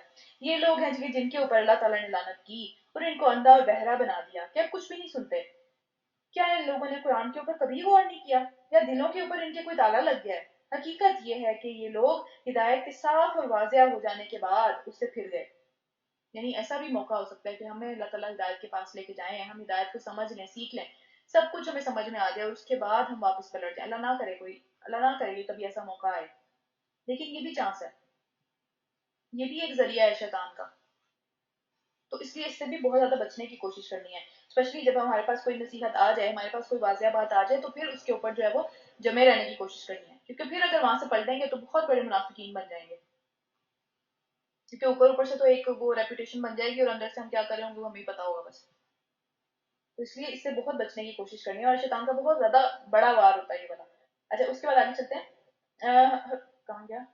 ہاں، حقیقت یہ ہے کہ جو لوگ ہدایت واضح ہو جانے کے بعد اس سے پھر گئے، اس کے لیے شیطان نے اس روش کو بہت آسان بنا دیا اس کے لیے۔ اس کو لگا وہ کچھ غلط نہیں کر رہا، کوئی بات نہیں، آج کر لیتے ہیں کل نہیں کریں گے، اور جھوٹی توقعات کے سہارے پر وہ چلتا ہی چلا گیا، دور تک نکل گیا اس جھوٹی توقعات کے اوپر۔ اور پھر اس لیے انہوں نے، یعنی یہود کی یہاں پہ بات ہو رہی ہے کیونکہ مکہ میں مدینہ میں یہود بھی تھے، اس لیے انہوں نے اللہ کی نازل کردہ دین کو ناپسند کرنے والوں سے کہہ دیا کہ بعض معاملات میں ہم تمہاری بات مانیں گے۔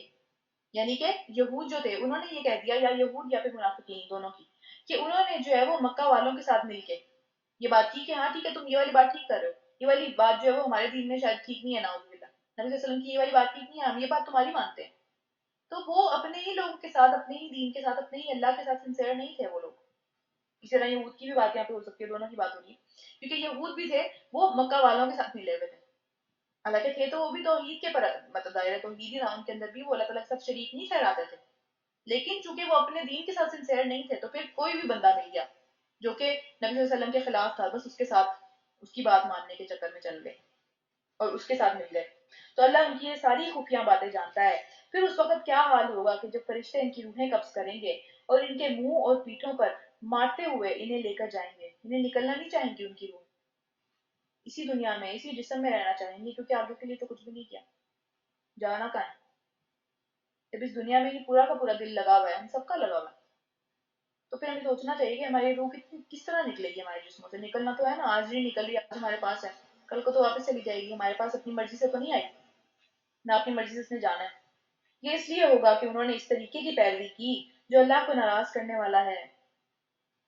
ہم بھی تو اسی کے اوپر چلتے ہیں نا جو ہمارا دل کرتا ہے، ہم سوچتے ہیں کہ ٹھیک ہے کوئی بات نہیں، بعد میں معافی مانگ لیں گے، اور ہم سب اس میں شامل ہیں، کوئی ایک بھی بندہ نہیں ہے جو یہ بات کہہ سکے کہ میں نے تو کبھی ایسا نہیں کیا، ہر بندہ شامل ہے اس میں۔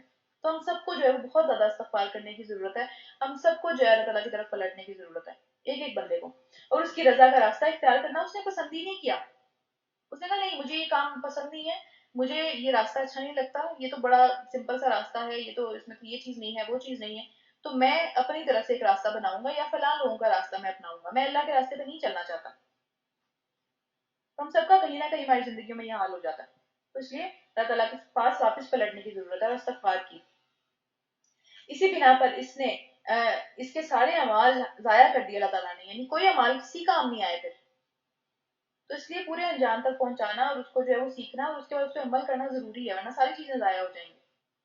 کیونکہ وہی ہے نا کہ جب ہم نیکیاں کرتے ہیں تو وہ اسی طرح سے جیسے ہم پیسے کماتے ہیں، پیسے کمانے کے بعد ہم اس کو کوئی چوراہے پہ تو نہیں لگا دیتے کہ کوئی بھی اٹھا کے لے جائے، اس کی حفاظت کرنی ہوتی ہے، اس کو جو ہے وہ کسی کام میں لگانا ہوتا ہے، اس کو کسی یا تو اس کو کسی سیونگ اکاؤنٹ میں ڈالتے ہیں یا پھر اس کو کوئی انویسٹمنٹ میں ڈالتے ہیں، کچھ نہ کچھ تو کرتے ہیں نا اس کے ساتھ کہ اس کی حفاظت رہے، کہ وہ ہمارے کام آئے آخر میں چل کے، جب ہمیں ضرورت ہو وہ ہمارے کام آئے۔ تو نیکیوں کے بارے میں ہم ایسا کیوں نہیں سوچتے؟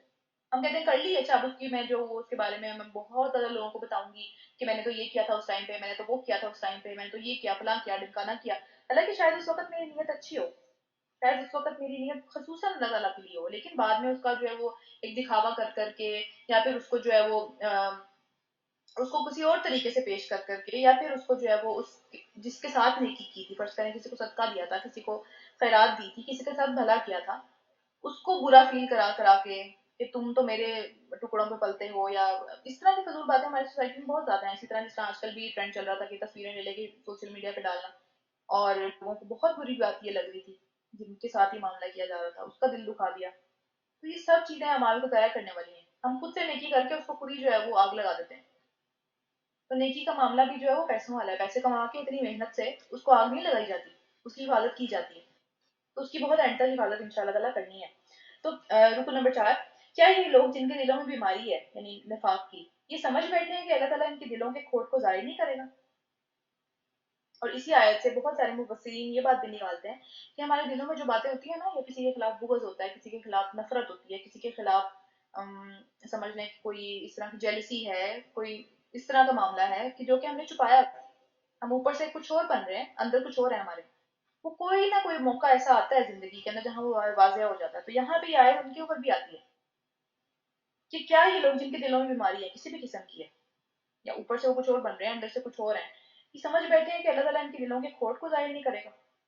کوئی نہ کوئی زمانے کا ایونٹ اس طرح کا آئے گا، کوئی نہ کوئی اس طرح کا معاملہ دنیا کے اندر پیش آئے گا کہ وہ بات منہ سے آ جائے گی باہر، ہم دیکھتے ہیں نا کہ ہمارے ساتھ اگر خدا کا برا ٹائم چل رہا ہو اس وقت سب کے اصلی چہرے سامنے آ جاتے ہیں. تو اسی طرح زمانے کی جو گردش ہے، زمانے کا الٹ پھیر ہے، اچھائی اور برائی، اچھا ٹائم برا ٹائم، یہ سب چیزیں اسی لیے آتی ہیں تاکہ ہر بندے کی اصلیت واضح ہو جائے. ہر بندہ جو ہے وہ اس کے دلوں کا کھوڑ، اس کے دلوں میں جو کچھ ہے وہ منہ پہ آ جائے. تو اس لیے اپنے دلوں کو پہلے ہی صاف کرنے کی ضرورت ہے. کہیں ایسا نہ ہو کہ ہمارے دلوں کی جو برائیاں ہیں، ہمارے دلوں میں جو ساری کی ساری باتیں ہیں وہ منہ پہ آ جائیں ہمارے. اس لیے جس کے ساتھ جو بھی معاملہ ہے اس کو کلیئر کر لیں تاکہ دلوں کے اندر جو باتیں ہیں وہ منہ پہ نہ آئیں، وہ ہم اتنے برے طریقے سے دنیا میں رسوا نہ ہو. کیونکہ وہ تو آ جانی ہے بھائی، آج نہیں آئی کل آ جائیں گی، کل نہیں آئی تو شاید پرسوں آ جائیں گی، آنی ہے وہ بھائی. کیونکہ زمانہ اس طرح کا ہے، زمانے کا سارا پیٹرن ہی اس طرح کا ہے کہ آج میرے پہ مشکل ہے، کل کسی اور پہ آئے گی، پھر پرسوں کسی اور پہ آئے گی، سب اسی چکی میں پس رہے ہیں. تو پھر سب کے ہی اصل چہرے باہر آ جائیں گے. تو ہم چاہیں تو انہیں کھول کر تمہیں تمہاری آنکھوں سے دکھا دیں کہ یہ بندے کیا ہیں اصل میں، اور ان کے چہروں سے تم ان کو پہچان لو. یعنی اس طرح کے معاملات ہو جائیں. مگر کیا ہے کہ ان کے انداز کلام سے تو تم ان کو جان ہی لوگے کہ جس طرح کی یہ باتیں کرتے ہیں، جس طرح کی باتیں پیٹھ پیچھے کرتے ہیں، جس طرح کی باتیں جو ہے وہ 10 لوگوں میں بیٹھ کے آپ کے بارے میں کرتے ہیں، ان سے پتہ چل جائے گا کہ ان کے دلوں میں کیا ہے. اللہ تم سب کے اعمال سے خوب واقف ہے. ہم ضرور تم لوگوں کو آزمائش میں ڈالیں گے تاکہ تمہارے حالات کی جانچ کریں کہ تم واقعی کدھر کھڑے ہوئے ہو، واقعی اپنے دعووں میں سچے ہو، واقعی اپنے ساری کی ساری چیزوں کے اندر جو تم بنتے ہو، جو ہم شو کرتے ہیں دنیا میں لوگوں کو، کیا ہم واقعی اس میں سچے ہیں. ہو کے رہے گی آزمائش، اور ہوتی بھی ہے، ہم دیکھتے ہیں دنیا میں بھی ہوتی ہیں یہ سب چیزیں. اور دیکھ لیں گے کہ تم میں سے کون مجاہد ہے، کون جو اپنے آپ سے جہاد کرنے والا ہے، اپنے آپ کو روکنے والا ہے اس چیز کی وجہ سے جو اس کے دل میں آ رہی ہے، اور کون ثابت قدم ہے کہ کون اپنے آپ کو جو ہے وہ دین کے اوپر ہی رکھتا ہے، کون جو ہے اس میں ڈٹا رہتا ہے، کون پیچھے نہیں ہٹتا اس چیز کے اندر سے. جن لوگوں نے کفر کیا اور اللہ کے راستے سے روکا اور رسول سے جھگڑا کیا جبکہ وہ ان کے اوپر بالکل سیدھی راہ واضح ہو چکی ہوئی تھی، در حقیقت اللہ کا وہ کوئی بھی نقصان نہیں کر سکتے، بلکہ اللہ ہی ان کا سارا کیا کرایا غارت کر دے گا، تباہ و برباد کر دے گا. ان کو تو کوئی بھی ایسی طاقت نہیں ہے ان کے پاس جو کہ اللہ تعالیٰ کو وہ کچھ بگاڑ سکیں، لیکن اللہ کے پاس پوری کی پوری طاقت ہے کہ اگلے پچھلے ان کے سارے اعمال ضائع کر دیں، اور وہ کر دیں گے. اے لوگوں جو ایمان لائے ہو، تم اللہ کی اطاعت کرو اور اللہ کے رسول کی اطاعت کرو، اور اپنے اعمال کو برباد نہ کرو.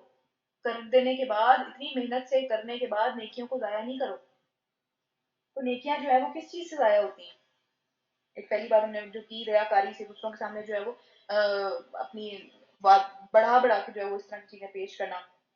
یا پھر ایک اور چیز ہے کہ بدعات، ہم بدعت کرتے ہیں، جو وہ اتنی محنت سے وہ بدعت کرتے ہیں، اس میں جو ہے وہ پیسے بھی لگتے ہیں، اس میں جان بھی لگتی ہے، اس میں آپ کی کوششیں بھی لگتی ہیں، صلاحیتیں بھی لگتی ہیں، ہر چیز لگتی ہے، لیکن اس کا کوئی فائدہ نہیں ہے، وہ ضائع ہے. بدعت کیا ہوتی ہے کہ اپنی طرف سے وہ چیز ایڈ کر لینا دین کے اندر جو کہ اللہ تعالیٰ کے نبی نے نہیں بتائی، جو کہ اللہ تعالیٰ کے نبی نے نہیں سکھائی کسی کو بھی، وہ ہم اپنی طرف سے سمجھیں گے یہ بھی اچھا کام ہے اور ہم کرنے لگیں. تو وہ کرنے سے بھی وہ ضائع ہے، اس کا کوئی فائدہ نہیں ہے. اسی طرح ایمان لانے کے بعد کفر کرنا، سیکھ لینے کے بعد اس چیز سے پیچھے ہٹ جانا. پوری زندگی ایک بندہ نیک رہا، آخری عمر کے اندر جب وہ بالکل سمجھ لیں کہ اب آخری عمر چل رہی تھی، اس میں جا کے جو ہے وہ اس سے اس سب چیزوں کی ہدایت چھن گئی. اس میں جا کے اس نے کہا کہ بہت کر لیا، اب پوری 40 سال میں نے اس طرح سے گزارے، یا 50 سال بہت اچھے طریقے سے میں نے گزارے ہیں، تو اب آخری کچھ سال ہیں تو میں زندگی کے مزے لے لوں. گیا پیچھے والا سارا. تو جس چیز کا انجام اچھا نہیں ہے اس چیز کا کوئی فائدہ نہیں ہے. اگر میں نے پوری نماز پڑھی اور میں نے سلام پھیرے بغیر اٹھ گئی، بھاگ گئی وہاں سے، تو اس نماز کا تو کوئی فائدہ نہیں ہے. جس چیز کا انجام میں نے پورے اس کو انجام تک نہیں پہنچایا، راستے میں ہی چھوڑ دیا اس کو، اور میں نے سمجھا کہ میں نے کام کر لیا، تو اس کا کوئی فائدہ نہیں ہے. میں نے کھانا بنانا شروع کیا اور میں نے اس کو کمپلیٹ نہیں کیا، تو اس کھانے کو کون کھائے گا؟ تو اتنی یہی والی ساری بات ہے یہ. تو یہ سب چیزیں جو ہے وہ اعمال کو ضائع کرنے والی ہیں. اچھا اس کے بعد آگے چلتے ہیں. ہاں، کفر کرنے والوں اور خدا کے راستے سے روکنے والوں اور مرتے دم تک کفر پر جمے رہنے والوں کو تو اللہ تعالیٰ کبھی معاف نہیں کرے گا. یعنی دیکھیں نا، وہی والی باتیں بار بار ہم کرتے ہیں کہ پوری زندگی اتنی لمبی ہے، اس میں ایک لمحہ بھی نہیں ہمارے پاس آتا کہ ہم واپس پلٹ جائیں. ایک لمحے کے لیے بھی ہمارے دماغ میں یہ سوچ نہیں آتی. پھر کس طرح سے ایکسکیوزز پیش کریں گے وہاں پہ؟ تو پھر یہ سارے کام ایک تو کرتا کرتا رہا کوئی زندگی میں، اور پھر موت بھی اس کی اسی حال میں ہوئی کہ وہ اسی پہ اڑا ہوا، اس کا دل اسی کے اوپر تھا. تو پھر ان کو تو اللہ کبھی بھی معاف نہیں کرے گا. تم سستی نہ دکھاؤ اور دشمن کے ساتھ صلح کی درخواست نہ کرو. یعنی اب جو جہاد کا ٹائم آ گیا، اب جو یہ لڑائی کا وقت آ گیا ہے، اب یہ جو جنگ کی بات آ گئی ہے، اب کرنا پڑے گا. کیونکہ اللہ تعالیٰ کا حکم آ گیا. اس سے پہلے جب حکم نہیں آیا تھا تو سب کے سب بڑے جوش و خروش کے ساتھ بڑی بڑی باتیں کرتے تھے کہ آئے گا تو پھر ہم ان کو بتائیں گے. ابھی تو اللہ تعالیٰ نے ہمیں روکا ہوا ہے ورنہ ہم تو ان کو بتاتے کہ ہم کیا ہیں. لیکن جب آ گیا تو سب کے جو دعوے تھے، سب کی بڑی بڑی باتیں، ان سب کی اصلیت کھل کے سامنے آ گئی. جو دلوں میں بات تھی وہ سامنے آ گئی منہ پہ. تم ہی غالب رہنے والے ہو، اللہ تمہارے ساتھ ہے اور تمہارے اعمال کو وہ ہرگز ضائع نہیں کرے گا. اللہ بہت قدر کرنے والا ہے اپنے بندوں کے اعمال کی جب وہ اسپیسیفکلی خالصتاً اس کے لیے کی جائیں، خالصتاً اللہ تعالیٰ کو خوش کرنے کے لیے کیے جائیں تو اللہ تعالیٰ ان کی بہت قدر کرتا ہے. لیکن جو اس کے لیے نہیں کیا گیا، جو کسی اور کو دکھانے کے لیے کیا گیا ہے، چاہے اچھا کام ہی کیوں نہ ہو، وہ اس کے لیے اس کی وہ سارے رد ہیں، وہ سب ضائع ہیں، وہ سب محنتیں، وہ سب کاوشیں، وہ سب باتیں، ان کا کوئی فائدہ نہیں ہے. اس لیے سب سے پہلے نیت ٹھیک کرنی ہے. اور پھر یہ دنیا کی زندگی تو ایک کھیل اور تماشا ہے. اگر تم ایمان والے ہو تو تقوی کی روش پر چلتے رہو. اللہ تمہارے لیے تمہارے اجر کو دے گا اور پھر تمہارے مال تم سے نہیں مانگے گا. اس کو تمہارے نہیں چاہیے، اس کو تو صرف نیکیاں چاہیے. مطلب اگر ہم مال بھی دیتے ہیں، اگر ہم صدقہ بھی کرتے ہیں تو ہم اپنے لیے کرتے ہیں تاکہ ہمارے اوپر جو مصیبتیں ہیں وہ ٹل جائیں، تاکہ ہمارے لیے جو ہے اللہ تعالیٰ اس کو ڈبل ٹرپل یا اس سے بھی کئی گنا زیادہ، 700 گنا زیادہ یا اس سے بھی زیادہ کر دیں. ہم اپنے لیے دیتے ہیں، اللہ تعالیٰ کو ہماری ضرورت نہیں ہے. ایون ہم صدقہ بھی کرتے ہیں اس کا لوگوں کو فائدہ ہوتا ہے. اللہ تعالیٰ تک تو کوئی بھی بینک اکاؤنٹ نہیں جا رہا نا سیدھا کہ اللہ تعالیٰ ہم سے لے کے کسی اور کو دے رہے ہیں، ایسا تو نہیں ہو رہا. لوگوں کا ہی فائدہ ہے اس کے اندر، اور سب سے زیادہ فائدہ ہمارے اپنی ذات کو ہے. اگر کہیں وہ تمہارے مال تم سے مانگ لے اور سب کا سب تم سے لے لے، یعنی ابھی تو اللہ تعالیٰ مانگتا کچھ نہیں ہے، اللہ تعالیٰ ہم سے لے کے کچھ نہیں کرتا، اللہ تعالیٰ کے پاس اپنے خزانے ہیں سارے کے سارے. لیکن اگر وہ مانگ لے، تم سب کے سب بخل کرو گے، سب کے سب تم جو ہے وہ بہت شدید کنجوسی میں پڑ جاؤ گے اور تمہارے کھوٹ جو دلوں کے اندر ہے وہ باہر آ جائیں گے. یعنی اس طرح ہم نے بھی پڑھا ہے کہ دلوں کے کھوٹ جو ہیں، دلوں کے اندر جو خرابیاں ہیں، ان کو اگر ہم نے ان کو ٹھیک نہیں کیا، ان کے اوپر ہم نے کوئی کام نہیں کیا، ان کے لیے ہم نے دعا نہیں کی، ان کو جو ہے وہ ہم نے صحیح کرنے کی کوشش نہیں کی، تو وہ باہر آئیں گے. کبھی نہ کبھی وہ باہر آئیں گے اور وہ آتے ہیں باہر. لوگوں کی اصلیتیں پوری زندگی لوگ چھپا کے رکھتے ہیں، ایسا ایک وقت آ جاتا ہے کہ جب وہ آ جاتی باہر. تو اللہ تعالیٰ ہم سب کو اس دن سے، اس وقت سے بچائے، اس سے پہلے ہی ہم اپنے دلوں پہ کام کر لیں. تو پھر دیکھو کہ تم لوگوں کو جو دعوت دی جا رہی ہے کہ اللہ کی راہ میں مال خرچ کرو، دیکھیں اب جہاد کا حکم آ گیا، وہاں پہ مال بھی لگے گا کیونکہ ظاہر ہے گھوڑے چاہیے، جانے کے لیے چیزیں چاہیے، جانے کے لیے کھانا پینا اور ہر چیز چاہیے. تو پھر اس میں پھر ساتھ ساتھ جو ہے وہ مال کی بات کی ہے. سورہ بقرہ میں ہم نے یہ پڑھا تھا، بہت زیادہ مال کی بات کی گئی ہے کہ مال خرچ کرو، مال خرچ کرو، مال خرچ کرو. کیونکہ اب جہاد کا حکم آ رہا تھا اور جہاد مال ڈیمانڈ کرتا ہے. کیونکہ ظاہر ہے کہ وہاں پہ اتنے کوئی امیر لوگ نہیں تھے، بہت کم امیر لوگ تھے، اور انہوں نے پھر اپنے حساب سے کیا بھی، جس طرح حضرت ابوبکر صدیق تھے، حضرت عمر تھے، حضرت عثمان تھے، کافی سارے امیر امیر لوگ بھی تھے. لیکن جس کے ساتھ جتنا ہو سکا اس نے وہ کیا پھر. اور پھر اس کے اوپر وہ بیٹھ کے نہیں رہ گئے کہ بھئی میں نے دے دیا میرا کام ختم. اس کے بعد وہ پھر گئے بھی نبی صلی اللہ علیہ وسلم کے ساتھ، اپنی جانوں کے ساتھ بھی انہوں نے جہاد کیا. تو یہ ان کا لیول تھا. تو اس پر تم میں سے کچھ لوگ جو بخل کر رہے ہیں، حالانکہ جو مطلب ان کو کرنا نہیں چاہیے، حالانکہ جو بخل کرتا ہے وہ در حقیقت اپنے آپ سے ہی بخل کر رہا ہے، وہ اپنے آپ کو ہی کنجوسی میں ڈال رہا ہے، اپنے لیے ہی ساری خیر کو، ساری برکتوں کو، سارے کے سارے اچھی چیزوں کو جو اس کے پاس آنی تھی اس صدقے کے ذریعے سے، اس معاملات کے ذریعے سے، اس اللہ تعالیٰ کی راہ میں دینے کے ذریعے سے، وہ اپنے آپ کو ہی ان سے محروم کر رہا ہے. کوئی فائدہ نہیں ہے اس بات کا اسے خود کو بھی. حالانکہ ہمیں لگتا ہے نا کہ ہمارا یہ مال ہے، ہم دے دیں گے تو پھر کیا کریں گے، پھر کہاں جائے گا، پھر ہماری یہ ضرورت پوری نہیں ہوگی، وہ ضرورت پوری نہیں ہوگی. حالانکہ اللہ تعالیٰ نے جس کی قسمت میں لکھ دیا وہ رزق، یعنی اگر میرا مال کسی کے پاس جانا تھا تو وہ صحیح یا غلط کسی نہ کسی طریقے سے پہنچ جائے گا اس کے پاس. تو بہتر یہی نہیں ہے کہ میں خود ہی نکال دوں اس کو اپنے ہاتھوں سے اور اپنی اللہ تعالیٰ کو خوش کرنے کے لیے. ہماری اتنی ضرورتیں بھی چلتی رہتی ہیں اور ہمارا جو ہے وہ یہ والا معاملہ بھی چلتا رہنا چاہیے. اسی طرح ٹائم کی بھی، ہم کہتے ہیں ہمارا یہ کام ہے، وہ کام ہے، یہ اس لیے نہیں ہو سکتا یہ کام، اللہ تعالیٰ کی راہ میں کس طرح سے کچھ کروں. حالانکہ ہر چیز مینج ہو جاتی ہے. تھوڑا سا ٹائم ہم نکال، کچھ لوگ اس طرح کے جو کہ پورا پورا دن، پوری پوری رات یہی کام کرتے رہتے ہیں، ظاہر ان کا کام ہی یہ ہے. لیکن ہم میں سے ہر ایک کی ذمہ داری ہے، یہ کسی ایک بندے کی ذمہ داری نہیں ہے، یہ ہر ایک کی ذمہ داری ہے. ہمیں پیدا ہی اس لیے کیا گیا ہے. لیکن ہمارے پاس باقی اتنے سارے کام ہیں کہ یہ کام رہ جاتا ہے، اس میں ہم بخل کرتے ہیں. ہم کہتے ہیں ہمارے پاس ٹائم نہیں ہے، ہمارا وہ کام رہ جائے گا، وہ کام رہ جائے گا، اور واقعی وہ یہ کام کیے بغیر بھی رہ جاتا ہے. ہم اللہ تعالیٰ کے دین کی طرف نہیں آتے، اس کے لیے کچھ نہیں کرتے، لیکن اسٹل بھی ہمارے کام پورے نہیں ہوتے. ہم نے دیکھا ہے نا یہ چیز ہماری زندگیوں میں ہے. ہم جو سوچتے ہیں کہ آج یہ کام کرنا ہے، پھر بھی اس میں سے 10 کام رہ جاتے ہیں. لیکن اللہ تعالیٰ اتنی برکت پھر اس کے بعد دیتے ہیں اگر ہم اپنے لیے ٹائم نکالتے ہیں. جس طرح ہم یہاں پہ اگر ٹائم نکال رہے ہیں، شروع میں لگا تھا نہیں نکلتا ہے ٹائم، بہت مشکل ہے، کیسے 1 گھنٹہ نکالیں پورے دن میں. لیکن اللہ کا شکر ہے یہاں تک ہم پہنچ گئے، ہم 26ویں سپارے تک پہنچ گئے، اللہ کا شکر ہے. تو اس کے ساتھ ساتھ چیزیں مینج ہو جاتی ہیں، اللہ تعالیٰ ٹائم میں برکت دے دیتے ہیں. اسی طرح ہمارے جب ہم پیسوں کا صدقہ نکالتے ہیں تو ہمارے اپنے پیسوں میں برکت ہوتی ہے. تو اسی طرح جب ہم ٹائم کا صدقہ نکالتے ہیں تو ہمارے اپنے ٹائم میں برکت ہوتی ہے. تو اس لیے کبھی بھی یہ بات نہیں سوچنی چاہیے کہ بھائی یہ چیز بہت مشکل ہے میرے لیے. ہم سب کے اوپر جو ذمہ داری ڈالی گئی ہے نا وہ ہمارے حساب سے ہی ڈالی گئی ہے، ہمیں دیا گیا اتنا، اس کی وجہ سے ذمہ داری ہے. تو اس سے پیچھے نہیں ہٹنے کا کوئی چانس نہیں ہے. ورنہ اگر ہم ہٹیں گے تو ہم اپنے لیے بخل کریں گے، ہم اپنے آپ کو خیر سے محروم کریں گے، اپنے لیے اچھائیوں کا دروازہ بند کریں گے. تو اس سے کسی اور کو کوئی نقصان نہیں ہے، کوئی اور آ کے وہ کام کرتے ہو، ہم نہیں کریں گے کوئی اور آ جائے گا، کوئی مسئلہ نہیں، وہ کام ہو کے رہنا. اللہ تو غنی ہے، اس کو ضرورت نہیں ہے نہ پیسوں کی، نہ ہمارے ٹائم کی، نہ ہماری صلاحیتوں کی، نہ ہماری کوششوں کی. کسی چیز کی اس کو ضرورت نہیں ہے. اس نے اپنا کام کروانا ہے، وہ کسی اور سے کروا لے گا. ہمیں ضرورت ہے ان سب چیزوں کی، سب چیزوں کے ہم محتاج ہیں. جیسے یہاں پہ بھی لکھا ہوا ہے کہ تم ہی اس کے محتاج ہو. اس کے تھرو جو اچھائیاں ہماری زندگی میں آنی ہیں، جو بھلائیاں آنی ہیں، جو نعمتیں آنی ہیں، جو برکتیں آنی ہیں، اس کے ہم محتاج ہیں. اللہ تعالیٰ کو اس کی ضرورت نہیں ہے. تو اس لیے اگر ہم کچھ کرتے ہیں اللہ تعالیٰ کے دین کے لیے، اللہ تعالیٰ کے لوگوں کے لیے، تو ہم اپنا ہی بھلا کر رہے ہوتے ہیں. کیونکہ کسی اور کے لیے تو اللہ تعالیٰ وہ کر دیں گے، کسی اور کو بنا دیں گے اس کا ذریعہ. ہم محروم رہ جائیں گے. لیکن اللہ بتا، تو اگر تم منہ موڑو گے، دیکھیں یہاں پہ وہی والی بات آ رہی ہے، اگر تم منہ موڑو گے تو اللہ تمہاری جگہ کسی اور قوم کو اٹھا کے لے آئے گا جو پھر تم جیسے نہیں ہوں گے، تمہاری جیسی حرکتیں نہیں ہوں گی. اس کو پتا ہوگا کیا کرنا ہے اور وہ کر گزرے گا اس کام کو. اللہ تعالیٰ کے پاس لوگوں کی کمی نہیں ہے. تو اللہ تعالیٰ سے ہمیشہ یہ دعا مانگنی چاہیے، اللہ تعالیٰ مجھ سے یہ کام لے، مجھے اس چیز کی توفیق دے کہ میں یہ کرتا رہوں. ورنہ اللہ تعالیٰ کے پاس تو لوگوں کی کمی نہیں ہے، اللہ تعالیٰ کسی اور کو لے آئیں گے میری جگہ. میں ریپلیسبل ہوں، ہم سب ریپلیسبل ہیں. تو اس لیے جب تک موقع دیا ہوا اللہ تعالیٰ نے، جب تک وہ ٹائم اور وہ توفیق اور وہ ہمت اور وہ صحت دی ہوئی ہے، اس کا فائدہ اٹھانا ہے. ورنہ کوئی اور آ کے کر لے گا وہ کام اور ہم محروم رہ جائیں گے. چلیے جی آگے چلتے ہیں. سورہ فتح ہے، یہ بھی مدنی صورت ہے. میں نے بتایا تھا 3 مدنی صورتیں آئیں گی. پہلی ہم پڑھ چکے ہیں، دوسری آ رہی ہے. اور یہ والی صورت جو ہے وہ صلح حدیبیہ کے اوپر نازل فرمائی تھی اللہ تعالیٰ نے. صلح حدیبیہ کیا تھی؟ 6 ہجری کے اندر، ذیقعد کے اندر نبی صلی اللہ علیہ وسلم اور کچھ صحابہ جو تھے وہ عمرہ کرنے کے لیے جا رہے تھے. تو حدیبیہ کے مقام کے اوپر ان کو جو ہے وہ مکہ والوں نے روک لیا اور انہوں نے کہا کہ نہیں جا سکتے تم، ہم نہیں جانے دیں گے تمہیں. تو اب یہ سب کے سب لوگ احرام میں تھے اور ساری بندشیں ان کے اوپر تھیں، احرام والی ظاہر سی بات ہے. تو قربانی کے جانور بھی ان کے ساتھ تھے جو کہ انہوں نے عمرہ کے بعد جو ہے وہ ذبح کرنا تھا انہیں، یا جو بھی معاملہ تھا.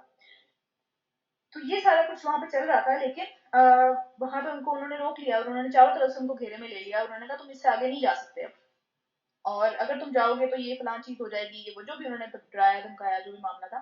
تو بہرحال اس وقت انہوں نے کیا کہا کہ تمہیں ہماری یہی شرطیں ماننی ہوں گی. کفار نے کہا مکہ کے کہ تمہیں یہی شرطیں ماننی پڑیں گی، اور پھر ہم تمہیں یہ کہہ سکتے ہیں کہ ٹھیک ہے تم اس سال واپس جاؤ.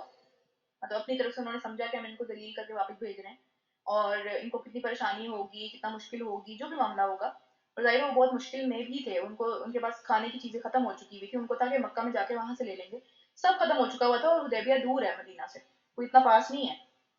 تو یہ سارے معاملات بہت مشکل تھے اس وقت. اور انہوں نے اپنی مرضی کی ڈیمانڈز لکھی اس حدیبیہ کا جو ایک پورا انہوں نے ایک سمجھ لیں ٹریٹی بنائی تھی، ایک صلح نامہ سمجھ لیں، کہ جس کے اندر انہوں نے کہا تھا کہ ٹھیک ہے ہم آگے سے جنگ نہیں کرا کریں گے تم پہ. پچھلے 3 سالوں میں تو جنگ تھی، کافی سالوں میں، 6 سالوں میں سوری، کیونکہ 6 ہجری کے اندر یہ ہوا تھا. ان 6 سالوں میں تو جنگ تھی، بہت شدید جنگ کی تھی انہوں نے.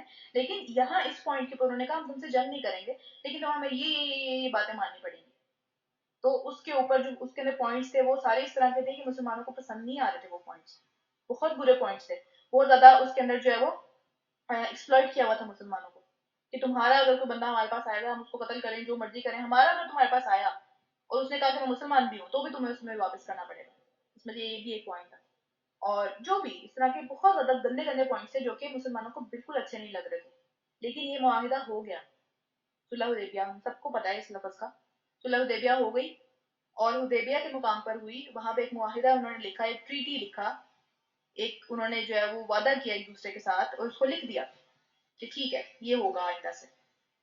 تو دیکھیں وعدہ اور معاہدہ یا پھر صلح نامہ ہم تبھی لکھتے ہیں جب ہم مان لیتے ہیں کہ یہ بندہ یا یہ جو ہے میرے سامنے بیٹھا ہوا اس میں بھی کچھ نہ کچھ دم ہے اور میں اس سے لڑ نہیں سکتا.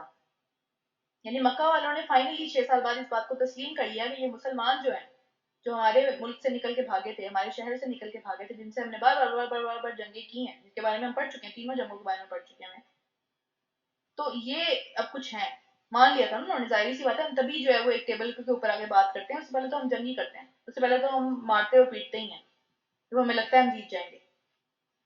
تو اس صورت کو اللہ تعالیٰ نے سورہ فتح کہا ہے، یعنی کہ ایک عظیم ترین فتح. فتح کیا ہوتی ہے؟ جیت جانا کسی سے. حالانکہ وہ اس وقت مسلمانوں کو بہت برا لگ رہا تھا کہ کیا ہوا ہمارے ساتھ، لیکن اللہ تعالیٰ نے فوراً سے پہلے یہ آیات نازل فرمائی اور یہ والی صورت آئی کہ نہیں، یہ تو بہت بڑی فتح ملنے لگی ہے تمہیں اس کے بعد. تو کیا ہے وہ تھوڑا سا پڑھ لیتے ہیں.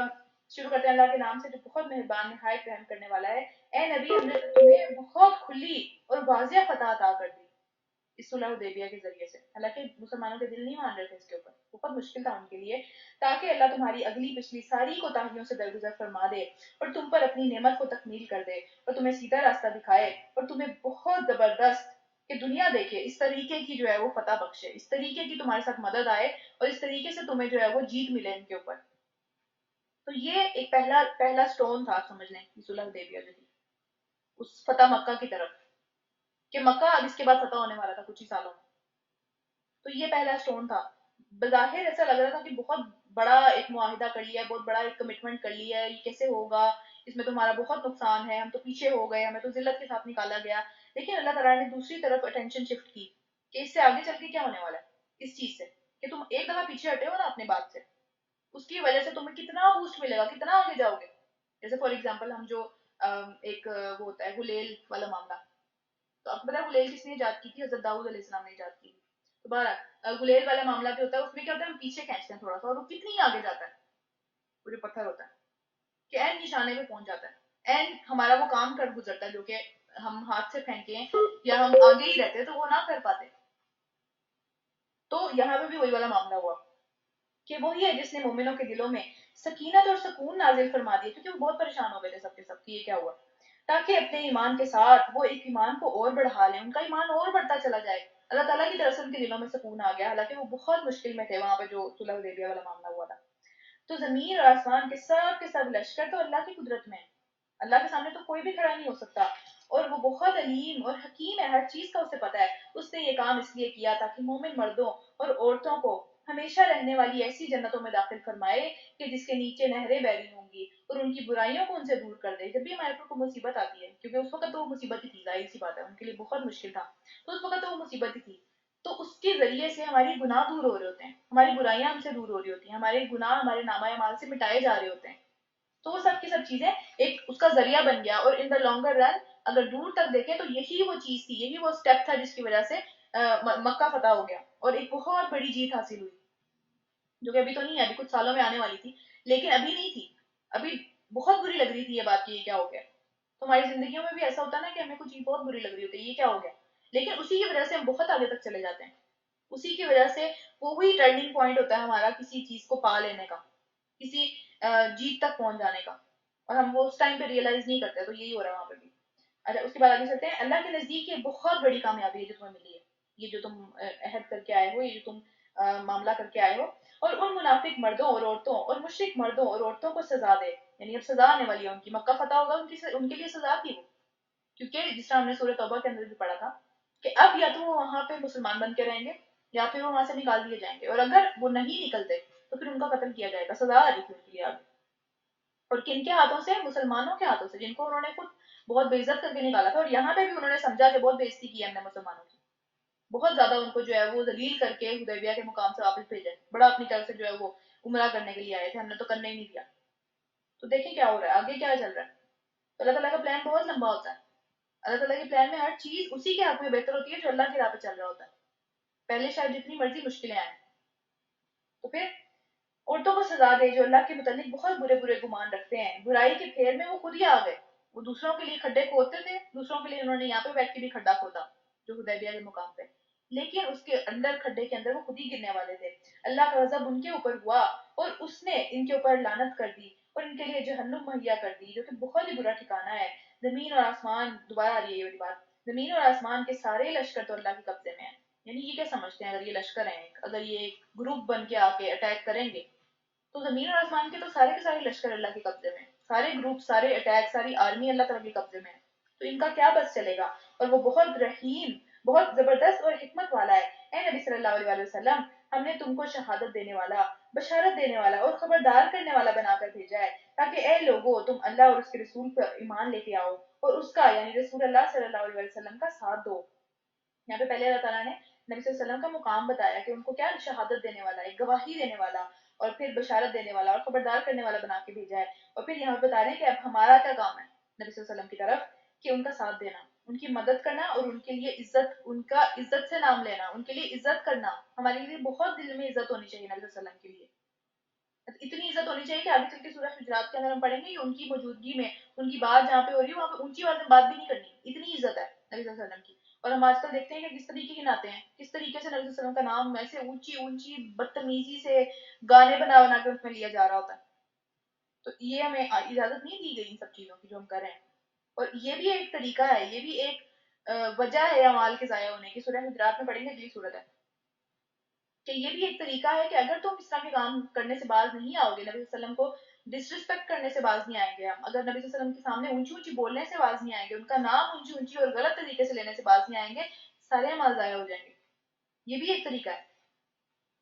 تو اپنی طرف سے تو ہم بہت نیک کام کر رہے ہوتے ہیں کہ نبی صلی اللہ علیہ وسلم کی تعریفیں بیان کر رہے ہیں، نعتیں پڑھ رہے ہیں، اور اس کو کس طریقے سے ہم پڑھ رہے ہیں، کس طریقے سے ہم اپنے نبی کا نام لے رہے ہیں، یہ ہم نہیں کر سکتے، ہمیں اجازت نہیں دی گئی اس چیز کی۔ تو کا کام کیا ہے کہ عزت دینی ہے اور ان کی مدد کرنی ہے، اور پھر صبح شام اللہ کی تسبیح کرنی ہے، اللہ کو بھی بھول نہیں جانا۔ اے نبی صلی اللہ علیہ وسلم، جو لوگ تم سے بیعت کر رہے تھے، یعنی صلح حدیبیہ کے موقع پہ سارے آپس میں ایک وعدہ کر رہے تھے، اور دراصل وہ اللہ سے وعدہ کر رہے تھے، اللہ سے بیعت کر رہے تھے، ان کے ہاتھ کے اوپر اللہ کا ہاتھ تھا، اللہ تعالیٰ بہت قریب سے اس حدیبیہ کی جو پورا وعدہ ہوا اس کو دیکھ رہے تھے، کیونکہ اس کے آگے ایک بہت بڑا پلان تھا اللہ تعالیٰ کا۔ اور پھر جب جو اس عہد کو توڑے گا، جو اس وعدے کی خلاف ورزی کرے گا، اس کی خلاف ورزی کرنے کا وبال اس کی اپنی ذات کے اوپر ہوگا، اس کو اس کے بدلے میں سزا ملے گی، دنیا میں بھی اور آخرت میں بھی۔ اور جو اس کے وعدے کو پکا کرے گا، پورا کرے گا، جو اس نے اللہ تعالیٰ سے کیا، اللہ ان قریب اس کو بہت بڑا اجر عطا فرمائے گا۔ اس کو یہیں پہ ختم کرتے ہیں۔ ربنا تقبل منا انک انت السمیع العلیم وتب علینا انک انت التواب الرحیم۔